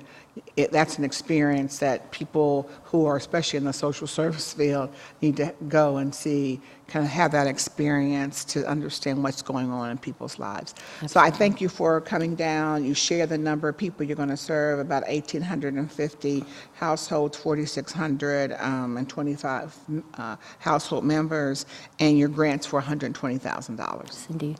Thank you for coming down. Thank you so much. You're welcome. Our next speaker is Ms. Paula Haynes from DOMA, Freedom a la carte. Hello, how are you? Well, thanks. Good to see you. Councilmember Tyson, thank you, and members of the Health and Human Services Committee. It's an honor and privilege to have you recognize the victims that we serve in this way. I'm Paula Haynes, the Executive Director at Freedom a la carte. And at Freedom, we empower survivors of sex trafficking to build a new life of freedom and self-sufficiency. Every year in Franklin County, there are around 1,200 arrests for prostitution, loitering, or solicitation. Of those, 92% are identified as victims of sex trafficking, trafficked since the average age of 13. In Central Ohio, 1 in 4 women are not economically self-sufficient. And we know that the key to economic self-sufficiency starts with employment. But for survivors of sex trafficking, there are extreme employment barriers. So at Freedom a la carte, we're a nonprofit that provides supportive services to over 200 survivors every year. We operate a catering business as a tool to provide job training to survivors. In the last 3 years alone, 59 survivors have received workforce training, and 24 have transitioned into jobs in the community. 85% have not received another criminal record. But we need to increase our capacity. So these grant funds will support an internship program for survivors of sex trafficking. Survivors entering the workforce need to gain comprehensive life skills and workforce development in a safe environment like Freedom a la carte that is trauma-informed and supports their journey of addiction recovery. We have found that the timing of when a survivor critically needs employment and when our catering business can financially support another staff member do not often align. By adding this grant-funded internship component, we will be able to train twice as many survivors, so from 10 to 20 survivors each year, before we transition them into either our catering staff role or in employment with a community partner. And we are in discussions with both Donato's in White Castle as serving as a possible partner coming out of the internship program. The women of Freedom are earning their first paychecks. They're opening checking and savings accounts. They're getting their driver's license. They're buying cars. They're moving into permanent housing and regaining custody of their children. By addressing this link between supportive services, we're empowering survivors of sex trafficking to build a new life of freedom and self-sufficiency. To do this, we partner closely and accept referrals from Catch Court, Franklin County Municipal Court, Amethyst, Maryhaven. We partner closely with Mount Carmel Crime and Trauma and countless other local agencies and employment partners. We fund our workforce training program currently solely through our catering business, but our case management and employment coach are funded through Nationwide, United Way, MGF Sourcing, IGS Energy, and countless private partners. And at a time of increasing need, we do believe that it's imperative that the city significantly increase its human services grants from its funding levels of the past decade. As a member of the Human Services Chamber, Freedom a la carte is committed to the strength not only of our agency, but of our sector, and we know that the incredible impact we can have if we better invest in the work that needs to be done. You can learn more about us, volunteer, or look at our services at freedomalacarte.org, and that's a la carte with no E on the end, because we did start as a food cart. Paul, I have a question. So this is it's an internship program. Yes. So is this a paid internship program? It is paid. For the women. That's what this is to help. So as they come to be a part of this Freedom a la carte, DOMA, then as they're moving through your services and it's time for them to get ready to gain those additional skills, then they would be paid for their internship. And is it internship with other people, or is it other organizations, or is it internship with you? Yeah, so the internship is with us, so up to 90 days, where they would be probably primarily working in the kitchen, but they could be doing catering support or more administrative tasks wherever we can serve them. And then after that 90 days, again, either transition into a full workforce training role in the catering business, so that would be supported by our business, or we would transition them to an employment partner like Donato's or White Castle. And they would continue to have our employment coaching services, so it wouldn't end our relationship with them at that point. It would just, we wouldn't be funding their employment. How many women are you looking to be in this program? In the 10 to 20 each year. 10 to 20 each year. And I certainly, first of all, thank you, Paula, for your commitment to this work. You have been doing this work for quite some time. And I know this work requires significant commitment on the women who have been being human trafficked. To make that transition, I've spent time previously at the organization, and just the transitions that the women have to make, and and the trauma that they have been through to get to a place where they are now ready to go to work, and those barriers are getting removed. It does take time to get to that point, but it does happen, and there are successes. Yes. So I appreciate your commitment to this work. Councilmember Remy. Yes, thank you very much for all the great work that you do. I want to just ask a question. Hopefully I'm thinking of you as the right organization, but although predominantly women, it's not always women. Is that correct? We have about 98% women. We've had a few transgenders, but they identify as women. So yeah, I understand. I mean, I just know one of my wife's students we met was in your program, and so I believe it was at Woodward Park, if I'm not mistaken, during one of the mayor's events a couple of years ago.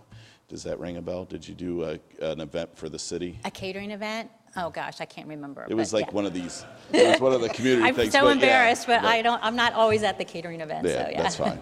But yeah, one of my wife's students was in there and was transgendered, so that's why I wanted to point that out. So thank you for everything. Thanks for recognizing our work.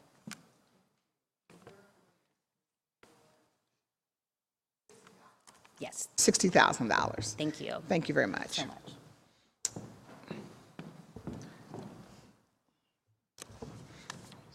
So our next speaker is Ms. Angel Harris, who is the Executive Director for Dress for Success. Good afternoon.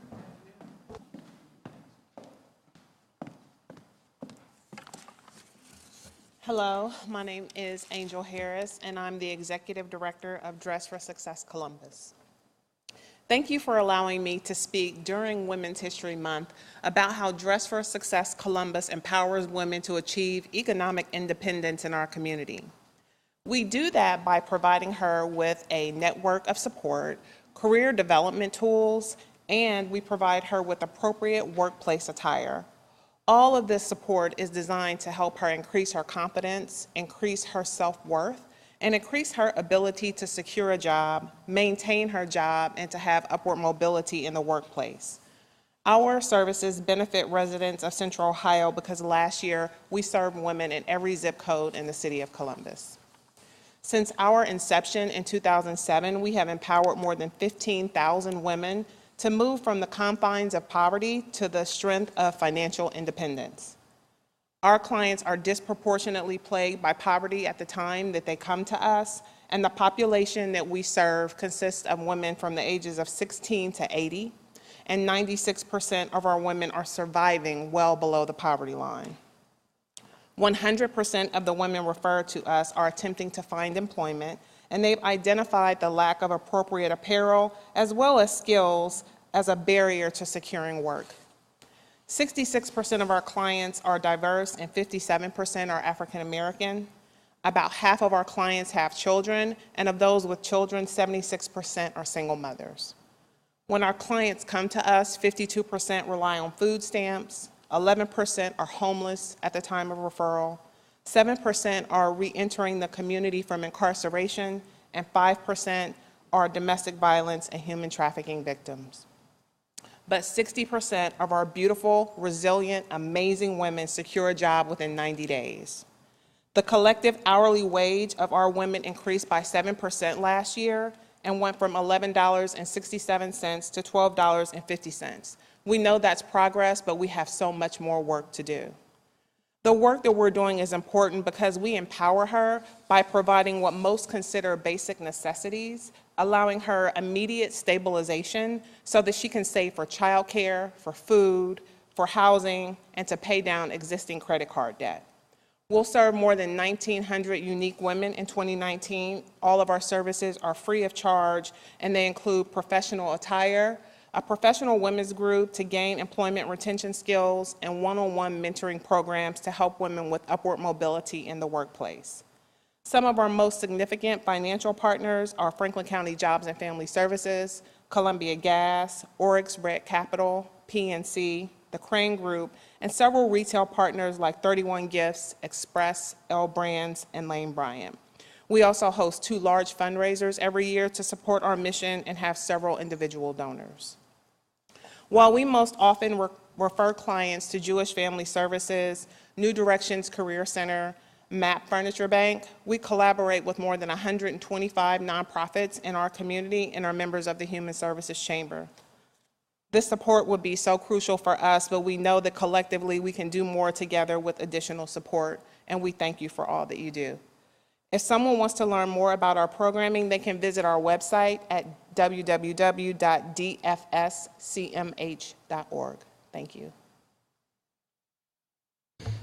Thank you, Ms. Harris, for coming and sharing those numbers. And I want to be clear, you're going to serve, the goal is to serve still 1,900 women in 2019 to part of early 20. Okay.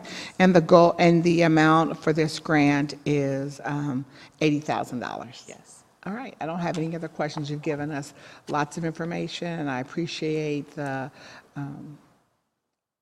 that you've shared with us the diversity of the population that you're serving and the number and their income and et cetera. So thank you very much, and we definitely need to, we'll have to continue to work with other partners to continue to increase, because mostly women that you're serving, that we're glad we're at $12.50, but we know we gotta do better. Yes. All right, thank you, Ms. Harris.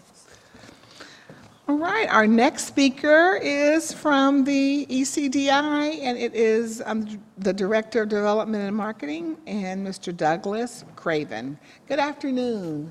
Good afternoon. Good to see you, Councilmember Tyson. Thank you so much. Councilmember Remy, great to see you. Today, when I talk about the Business Innovation Center, I'm going to refer to it as BIC, B-I-C. So ECDI's mission is to invest in people to create measurable and enduring social and economic change. As the 3rd largest small business administration intermediary microlender in the United States, ECDI fills a gap in the credit industry by offering loans ranging from $500,000 to $350,000 to underserved entrepreneurs through more than 70 revolving loan funds. Since we opened our doors in 2004, ECDI has provided small business owners with more than $50 million in startup and expansion capital dispersed over 2,100 small business loans, served over 13,000 individuals, and created and retained over 8,000 jobs throughout the state of Ohio. As an SBA microloan intermediary, we serve all 88 counties in Ohio. ECDI's primary client population consists of individuals considered unbankable, those with low income, women, minorities, immigrants, and entrepreneurs in high-risk startup phase and high-risk industries. ECDI's Business Innovation Center, as I said, BIC, addresses the challenges faced by low-income and other disadvantaged entrepreneurs. Overcoming these barriers is critical for the small business sustainability, growth, and job creation. BIC is a small business incubator and accelerator comprised of our Women's Business Center and the Food Fort, equipped with 4 full-time staff and ongoing tools to provide comprehensive back-end support to small businesses at every stage of the entrepreneurial journey. In 2018, BIC served 479 unduplicated individuals through 66 group training sessions, 820 hours of training, and more than 930 hours of ongoing one-on-one technical assistance, we might call it business coaching. This resulted in the creation of more than 148 jobs and roughly $800,000 in capital accessed by clients. The critical education, guidance, and resources to these entrepreneurs is helping them find meaningful and sustaining work. As their businesses grow and thrive, BIC programming enables them to provide job opportunities to their employees, spurring inclusive local economic development.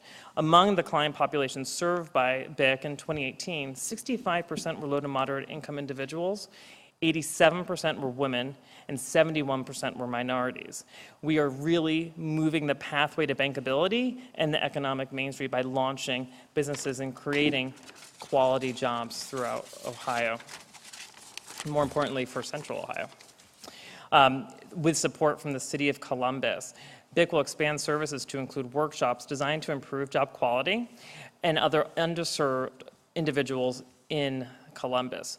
I want to quickly touch on the expanded services and, more importantly, our outputs and outcomes for 2019. So we plan to touch 579 unduplicated individuals. 183 jobs will be created and retained. We plan to do 87 group training sessions, 977 hours of training, and 1,337 hours of ongoing one-on-one technical assistance. And we expect 12 client businesses to receive capital infusion. How am I on time? Go ahead. Good. Okay, so I want to talk about, with the increased funding from the City of Columbus, we'll be able to expand and basically promote the following elements of job quality. So basic benefits. BIC will partner with local community health centers to facilitate employment benefits, training on a quarterly basis for entrepreneurs, and provide assistance with individual health insurance enrollment for workers. Sandra Moody Gresham of Dahan Insurance Agency will present information on options designed for small businesses, including small business health options, which is known as SHOP, small business health insurance tax credits, and health reimbursement arrangements. In regards to career building opportunities, we plan on providing career building training sessions through Surf Save Manager and food handler training programs on a quarterly basis and seminars taught by industry leaders. Semi-annually, we are going to host in-depth seminars led by successful restaurateurs, chefs, and managers. The goal is to provide a real-world expertise and opportunities for networking for both entrepreneurs and our BIC business employees. In addition, wealth building opportunities as we reach out to the business employees and other low to moderate income workers throughout Columbus. We're going to be providing financial literacy classes focusing on responsible cash and financial management. We'll be using the FDIC Money Smart curriculum and relying heavily on our bank partners to facilitate those classes. BIC fosters an environment of learning and growth for entrepreneurs and their employees. We are going to be relying on ECDI Human Resources Director to provide training for entrepreneurs, which includes insights on ethics and practical business implications of hiring strategy, work environment, and wage and benefits policy. Obviously, none of the work we could do is without our partners, our financial partners, which is obviously SBA, City of Columbus, Ohio Community Development Corporation Association, U.S. Administration for Children and Families, private family foundations, and of course bank foundations. And then with NABO, SBDC, United Way, Godman Guild, REEB are just critical in helping us further the work we're doing. So thank you so much. Thank you. I'll make sure I have the number right. You're going to serve 579 individuals for this program. Is that correct, with this funding? Okay. And hope to either retain and/or, I think that's the word you said, retain. Retain and create. And create. Yeah. Perfect. 183 jobs. 183. Absolutely. Okay. It's very nerve-wracking when you're up here and you can't see the... Pardon me? I couldn't see the time clock. Oh, you did great. All right. And this grant would be for $200,000. Thanks so much. Thank you. Have a great day. All right. We now have Ashley Montana and Eric Skidmore from Franklinton Development Association. Good afternoon. Good afternoon. Good afternoon, everyone. My name is Ashley Montana, and I am the Community Engagement Manager for Franklinton Development Association, and this is Eric Skidmore, our Executive Director.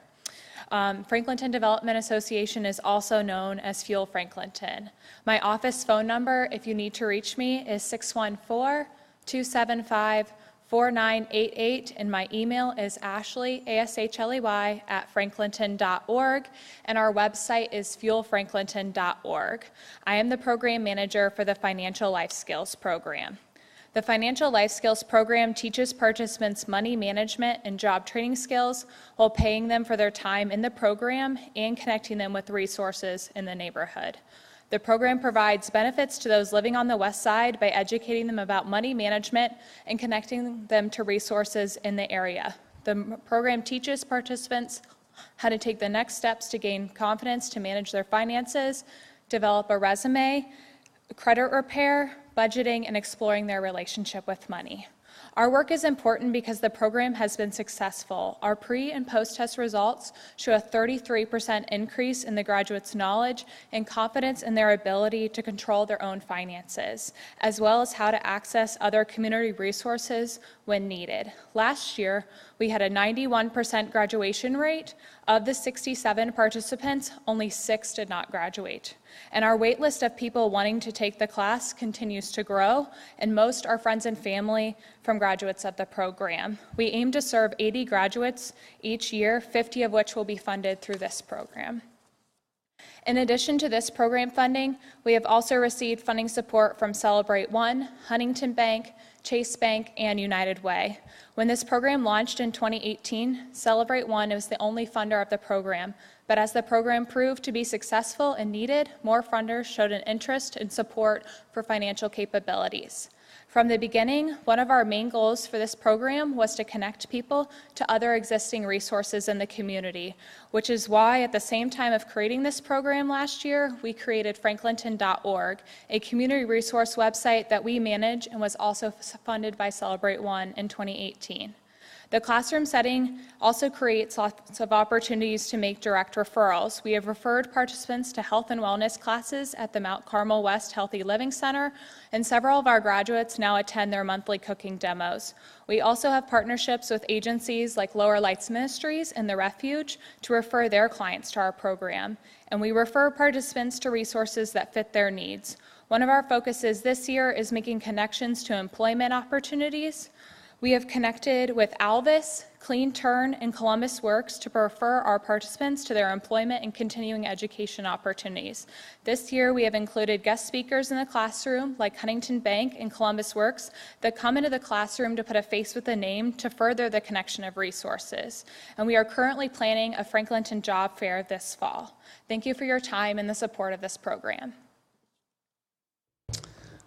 Thank you, Ashley. I just have a couple questions. So you hope to have 80 people in the program this year? Yes, 80 graduates. 80 graduates in the Yes. program. All right, 80 graduates in the program. And you're saying from the these graduates are then able to, have great money management. They're also, can you tell me what the success is of your graduates? I want to hear that again. 91% graduation rate, is that what? So this is really a class for them. Yeah, to it's a be able 6-week program on built money over 8 management weeks. and other other services that individuals can use.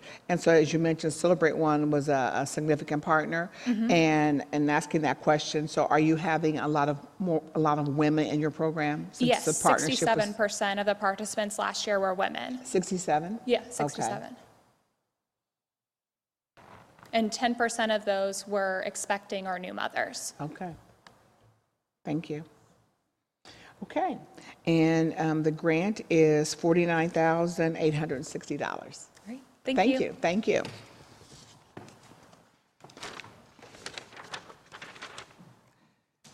Dustin White from Franklinton Rising.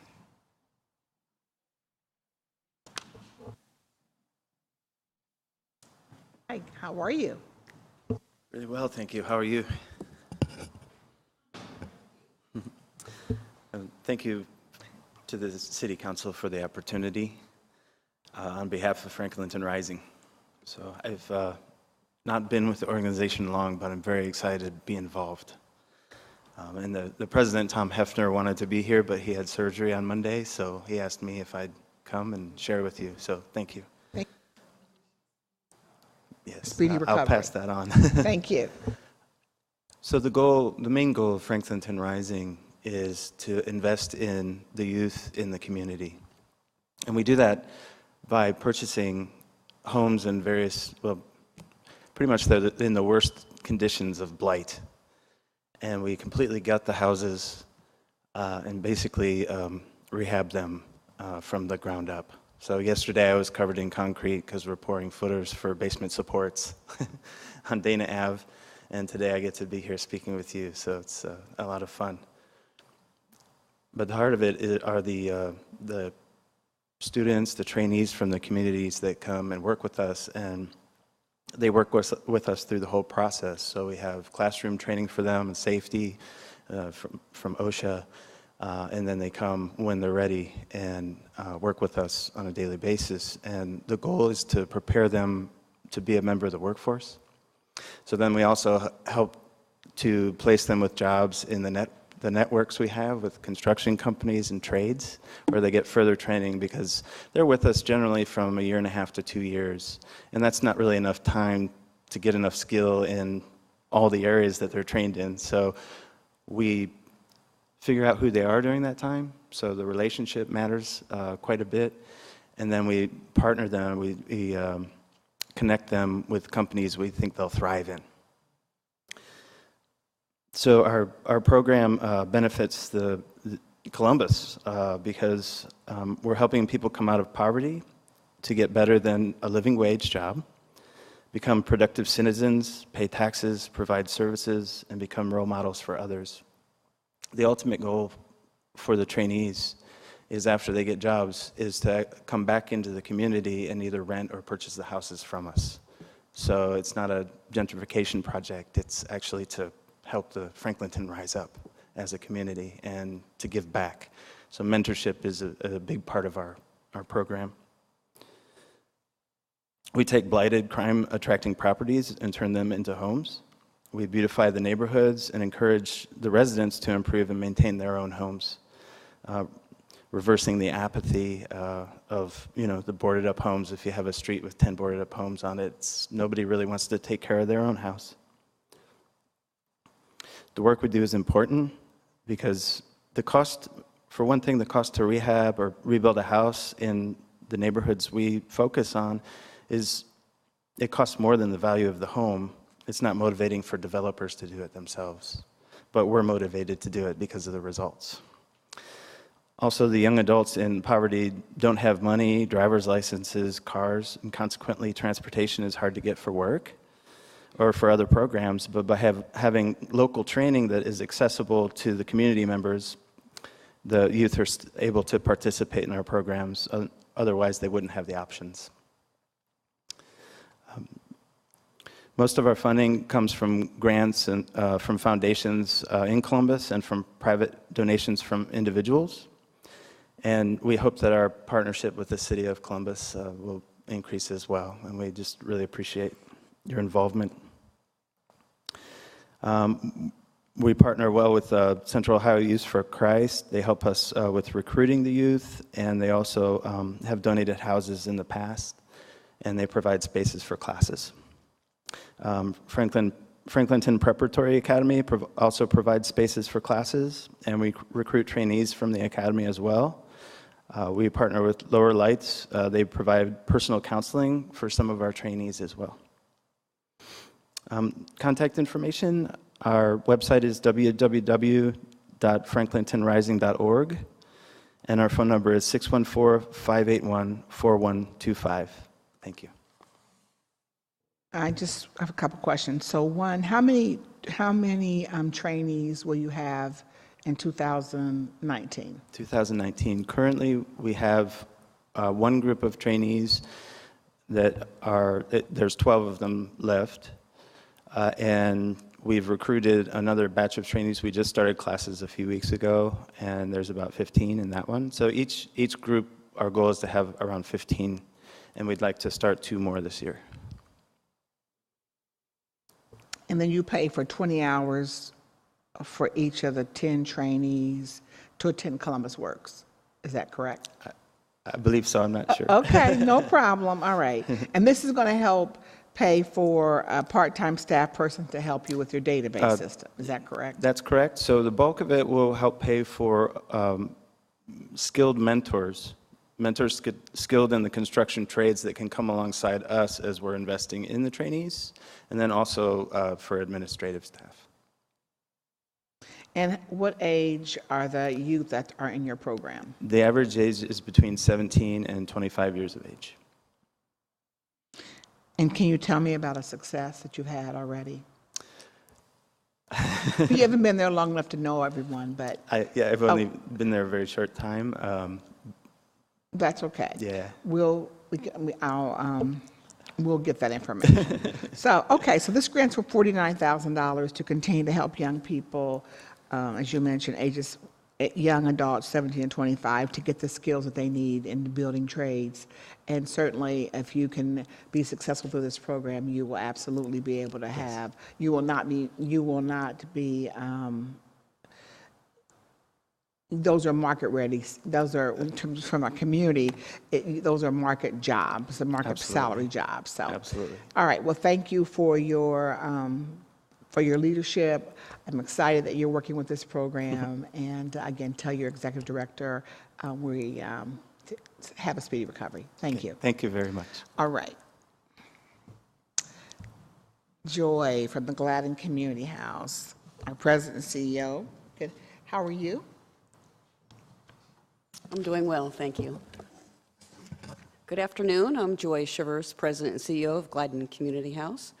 Thank you, City Council members, for opportunity to speak this afternoon about Gladden Community House's food pantry. We are a neighborhood-based social service agency that provides a wide range of social services, advocacy, and support to residents to the Near West Side. We operate under a flexible, multi-service approach that focuses on the most pressing needs in our service area. One of the most pressing needs in our community is food insecurity. Gladden Community House has worked to prevent food insecurity in the Franklinton and Near West Side neighborhoods by providing emergency food assistance to low-income residents for over 40 years. We distribute over 10,000 pounds of food each week, acquired from Mid-Ohio Food Bank and other donations. We provide once a month, 3-day emergency food supply to over 1,000 households each month and 12,000 clients each year, representing 400,000 individual meals a year. We also offer free daily walk-in fresh produce to the from the Mid-Ohio Food Bank, as well as free bakery goods from Kroger. Each summer, we hold monthly outdoor free fresh produce markets. In addition, a grant from Franklin County Senior Options provides funds for us to make home food deliveries to vulnerable homebound seniors.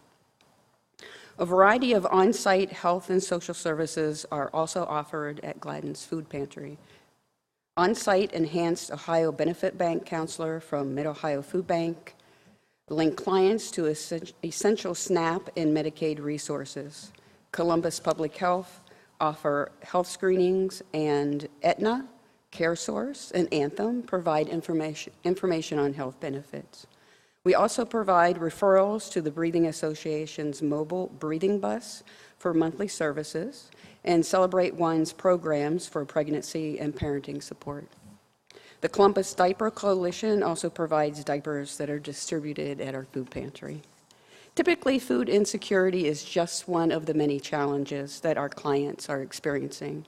Clients are regularly referred to our community services program at Gladden Community House for additional assistance with housing, utilities, employment, landlord advocacy, and other emergency needs. Food insecurity and housing insecurity go hand in hand in our low-income community.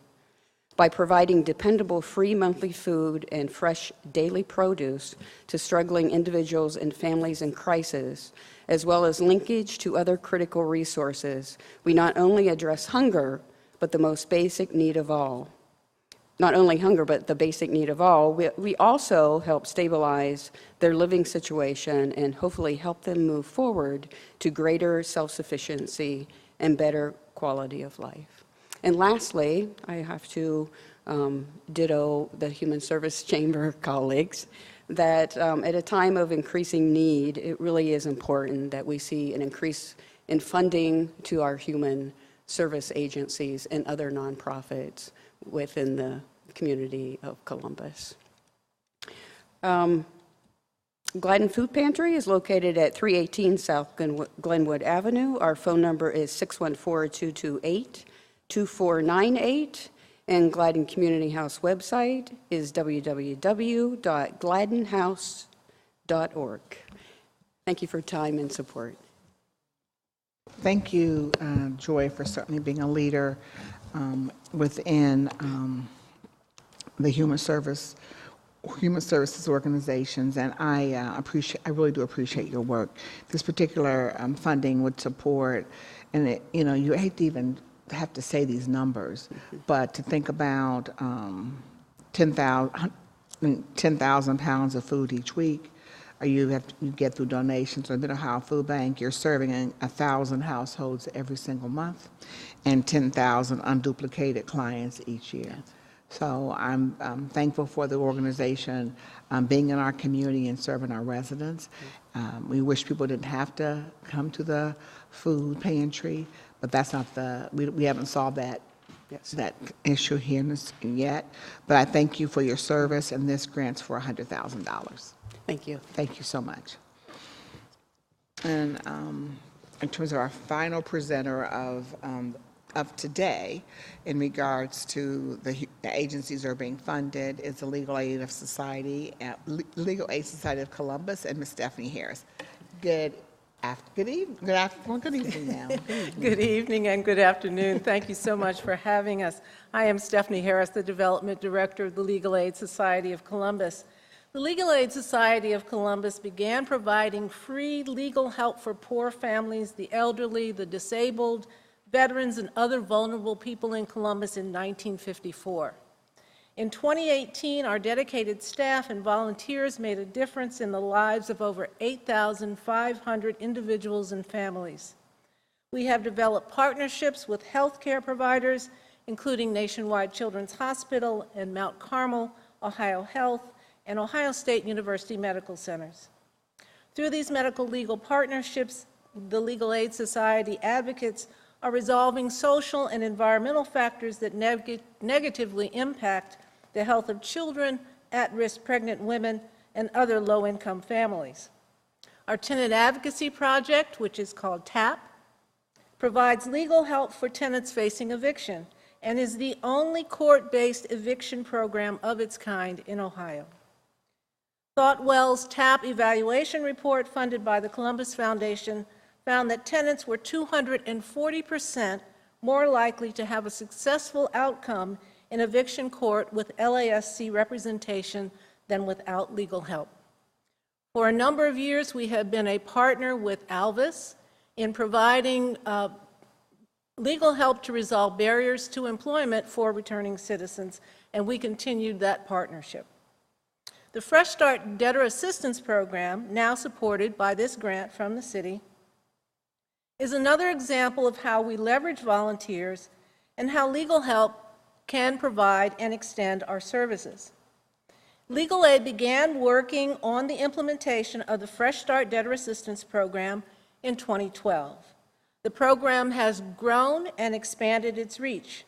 Since that date, more than 76 private bankruptcy attorneys have helped low-income people in crisis resolve life-changing debt issues. Between 2012 and 2017, at least 78 people had their wage garnishments stopped or avoided. 130 people had their utilities reinstated or shut off avoided. 85 people were able to reinstate their driver's license. Since April 2017, 375 people attended our community presentations. In 2018, calls for debt-related assistance exceeded 2,000 people. In 2014, a dedicated committee of volunteers created an event, the Fresh Start Gala, to raise funds and to support and expand the Pro Bono Bankruptcy Project. In 2019, it raised more than $50,000 to support our efforts. With these City Human Services funding, the Legal Aid Society will expand the Fresh Start Debtor Assistance Program, expand community education programming, particularly to senior citizens who are especially susceptible to scams and aggressive debt collection tactics. In addition to the current clinics we have at LASC 6 times a year, we would like to expand to include 3 additional presentations per year at different locations. Collaborate with Reentry Coalition to help people reinstate their driver's licenses through filing a bankruptcy.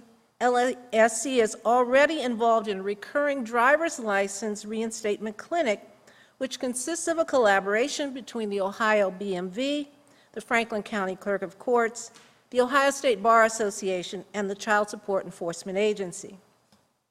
A multi-day driver's license reinstatement clinic is planned for April. With city support, we will increase our ability to offer free direct representation at the clinic and for those people who are left with no other option than bankruptcy to obtain their licenses. Increase the number of clients LASC attorneys can represent directly to include an additional 20 per year. Work with bankruptcy court to improve their website so that it is more accessible to low-income clients. Improve the access to high-quality information for pro se, that is, people filing themselves, beneficial.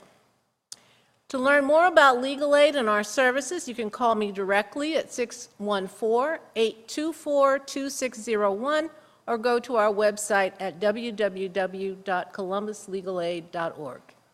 Thank you very much. Thank you. So, Ms. Harris, so for this grant for $100,000, you mentioned you're going to have community-based education presentations, legal clinics for elderly and disabled. Do you have the numbers that you're going to have for those, each of those? Yeah, I can give you a good example. For our recent driver's license reinstatement clinic, we had more than 200 people. Okay. And that is the second one we've done. We will hold another one in April, and we anticipate having another 300 people at that one because it will be a larger facility, and that will be part of these funding, that the funding from the city will help us expand those. We will expand our services, the general services that we're providing for the debtor assistance program by at least 50 people, so meaning that we will provide full representation to at least 50 people. And we'll also expand our services, particularly to senior citizens who are particularly susceptible to scams of this kind, to consumer scams and other problems with debts. Okay. And are those numbers, were those numbers a part of your grant, Kim? Yes. Okay.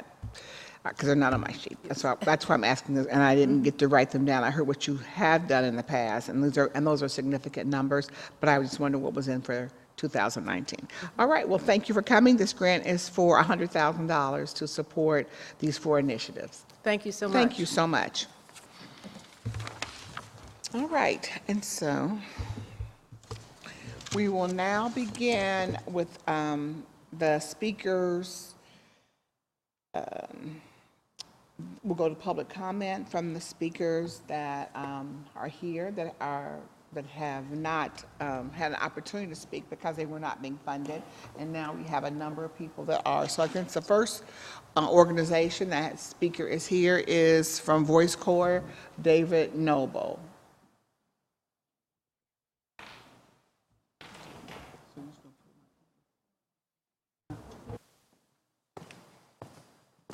Good evening. Good evening, and thank you for giving us the opportunity to speak. With me today is Mary Carabinas from the Hilltop neighborhood, who is a listener to Voice Corps and came to show her support for Voice Corps and what the city may be able to do sometime down the road. Of course, we did not receive funding in this round, and we would like to speak in support of those other organizations which have already stated that more human services funding really could be helpful. The amount of money that Voice Corps was looking for in this grant round was $70,000, and it would have represented about 20% of the general operating fund. That kind of a loss is not easily made up, and we would like very much to be able to say that we have a ready source that we're going to go to and they're going to write us a check. As the marketing and development director, my job just got a whole lot harder. But I am hopeful that people in this community will turn and support us to the best of their ability. A couple of number things that we'd like to present to for consideration for the future. There are 42,000 individuals in this area who can be using Voice Corps because they are eligible. They are unable to use print because of a disability. That may be legal blindness, it may be paraplegia, it could be another reason. But those individuals are not being served because we don't have the funding to go and do the outreach. 2 years ago, Voice Corps opened up a new position, the development office, so that it could begin to wean itself away from dependency on large government grants. We've made significant progress towards that. But at this point in time, we're not quite ready to walk away from that kind of loss, not without consequence. Many of you on council have been to our facility and participated in our Leaders or Readers Day, and for that we are very, very grateful. It gives us the opportunity to show you how the service is provided by broadcasting current print news and information over radio, over internet, over television, cable, and any other source we can dream up in order to get the service into homes. Right now, there are a little over 2,000 individuals who are receiving it that we can count noses. Because Voice Corps has been around for 43 years, and each of those years has had support from the city, we've been able to put radios into homes all throughout the area. And with that comes a little bit of an interesting difficulty. An individual who uses Voice Corps is typically older. They are not necessarily trained in the ability to navigate and have mobility skills. They've lost vision late in life. With that comes some difficulties. There's no rehab center. There's no site center. So Voice Corps provides them with access to information so that they can go and find the sources of help. Mary may be able to tell you some of those on her own. I did not give her clues and coach her, but she came down here to be supportive. And so we just want to say thank you for the opportunity and hope that there may be some turnaround later down the road. Thank you. Thank you, Mr. Noble, for coming down, and certainly many of us have been there to read, and we understand the importance of your organization. Thank you. Thank you. And thank you, Mary, for coming with him. Our final speaker this evening is Michael Corey, who is the director of the Human Service Chamber of Franklin County. Good evening and congratulations on being one of those nonprofits, one of those to watch. Thank you. In the city of Columbus. They had to fill the bearded Lebanese guy quota, so they chose us for that. I don't think that's why you got it. I think I think it's because of the success of your organization. Thank you. Well, I appreciate that. Well, Councilmember Tyson, Councilmember Remy, thank you so much for the opportunity to speak this evening. This is a memorable pair of days for us as we hear about the wonderful work of so many great organizations in our community, including 24 that are members of our organization. We are so grateful for your support of them, and we are so proud to represent them and their work. As you said, my name is Michael Corey, and I have the privilege of serving as Executive Director of the Human Service Chamber of Franklin County. We represent over 70 nonprofit organizations now, providing a wide range of human services to a wide range of people across our city. In speaking today on behalf of our agencies and our sector, I want to accomplish three things. First, I want to offer my gratitude and appreciation for your support of the work of the nonprofit community in Columbus. Second, I want to provide some context to some of the unique local and national challenges that they and we are facing. And third, I want to reiterate our ask to the community that we come together to better fund human services in the months and years to come. As I have shared with this body before, our agencies are doing the heart work in our city, from the CEOs and executive directors to their social workers and community health workers. They are delivering impactful, evidence-based services for hundreds of thousands in Franklin County. And all of our agencies know and appreciate your leadership as the longstanding chair of this committee, Councilmember Tyson. It's important to note that while our nonprofit community may be motivated by altruism, they are not just charities. They are, in fact, an apparatus of complex businesses addressing an array of community needs, with diverse funding streams and ever-evolving obstacles to navigate. And their impact is extraordinary. One noteworthy illustration of this is how intertwined our agency's work is in our economy. Our sector's breadth of work in housing and healthcare and education and legal services and so much more is often focused on preparing people to enter, re-enter, or stay in the workforce.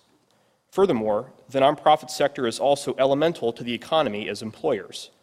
Over 75,000 people work in the nonprofit sector in Franklin County, generating billions in revenue.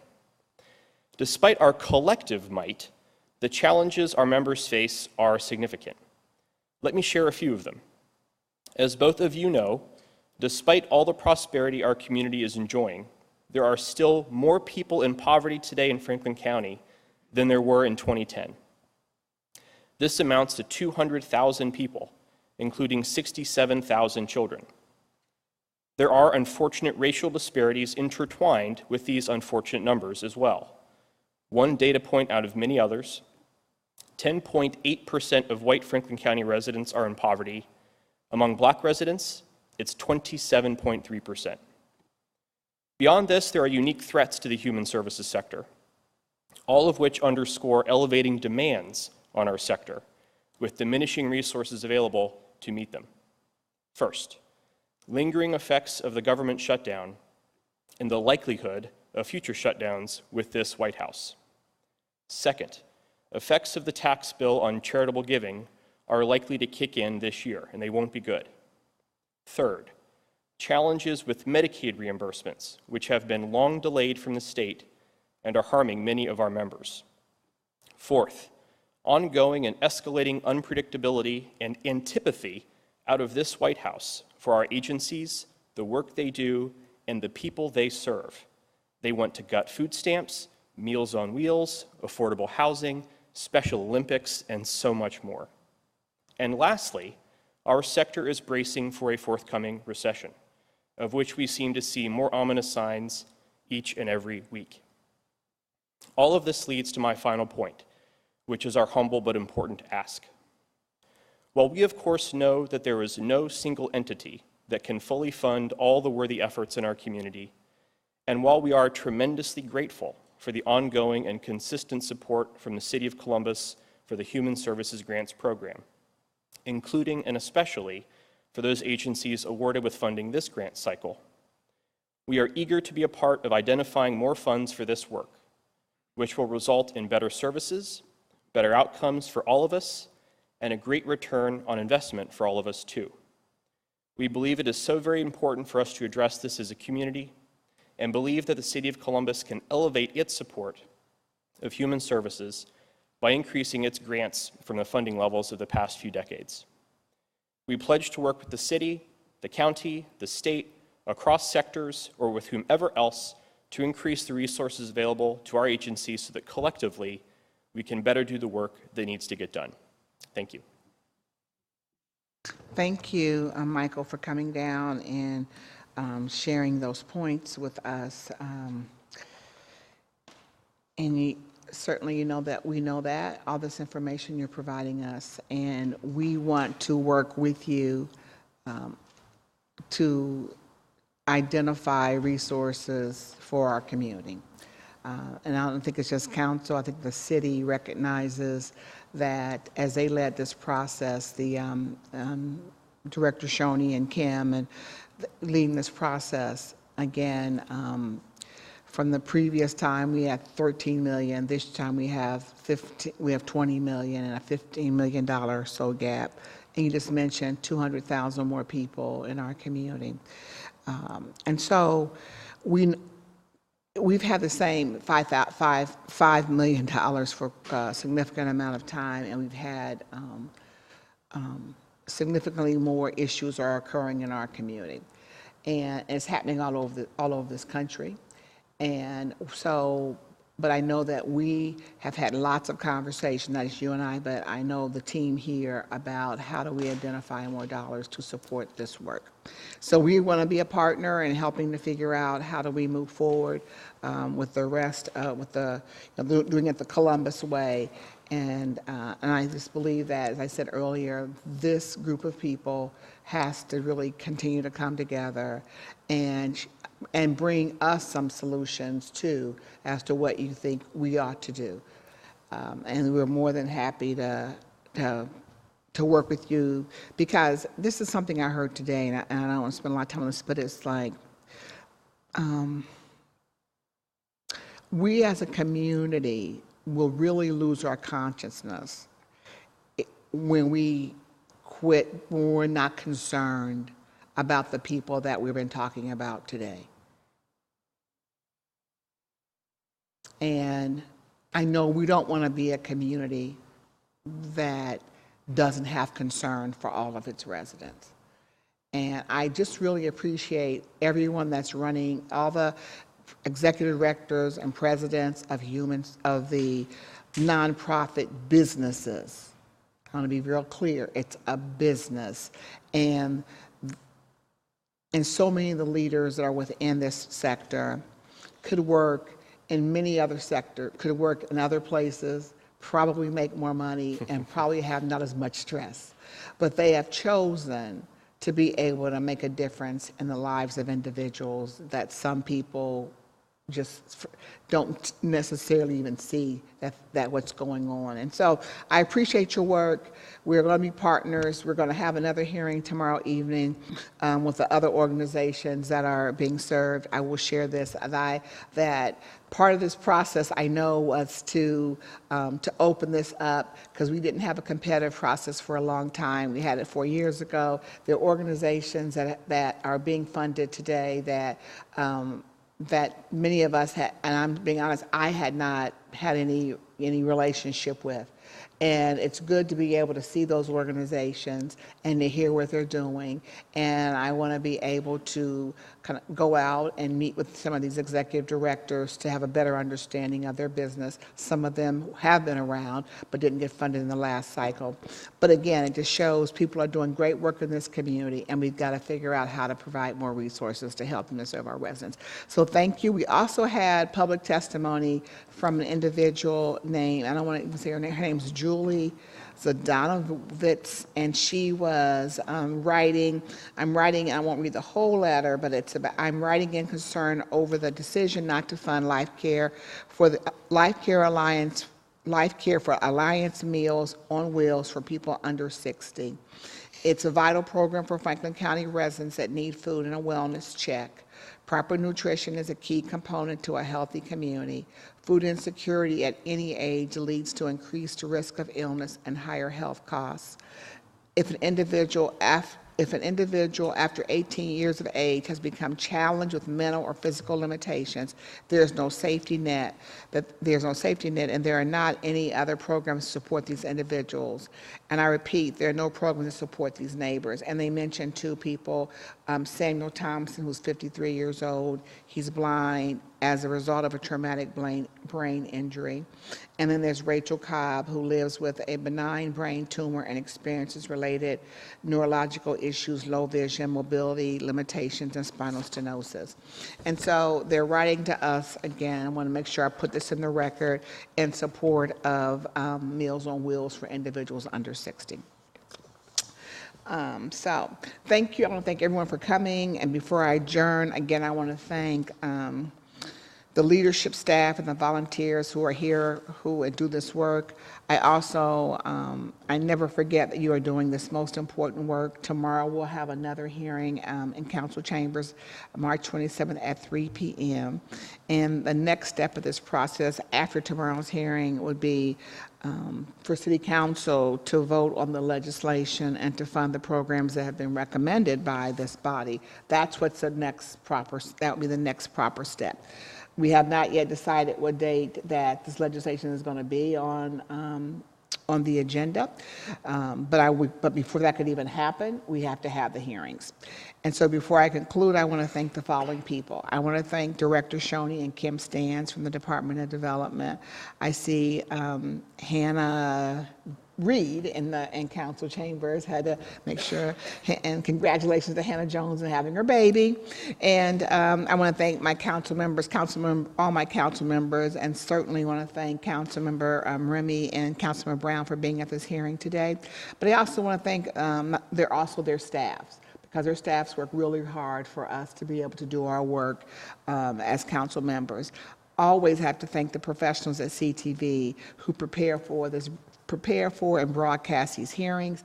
Chris Maitland, who is the Legislative Research Office Analyst who now staffs, he's in staffs Health and Human Services. I'm pleased he's in chambers tonight, and he is here. He moved here from New York, and so he is here tonight and beginning to become familiar with all the nonprofit organizations. I also want to always thank my team, Nicole Harper and Carl Williams, but most of all, I have to thank the residents of Columbus who allow me and us to do this work every single day. It is absolutely a joy to serve you in this capacity. And with that, I will conclude tonight, and we will not adjourn until after tomorrow's hearing. Thank you.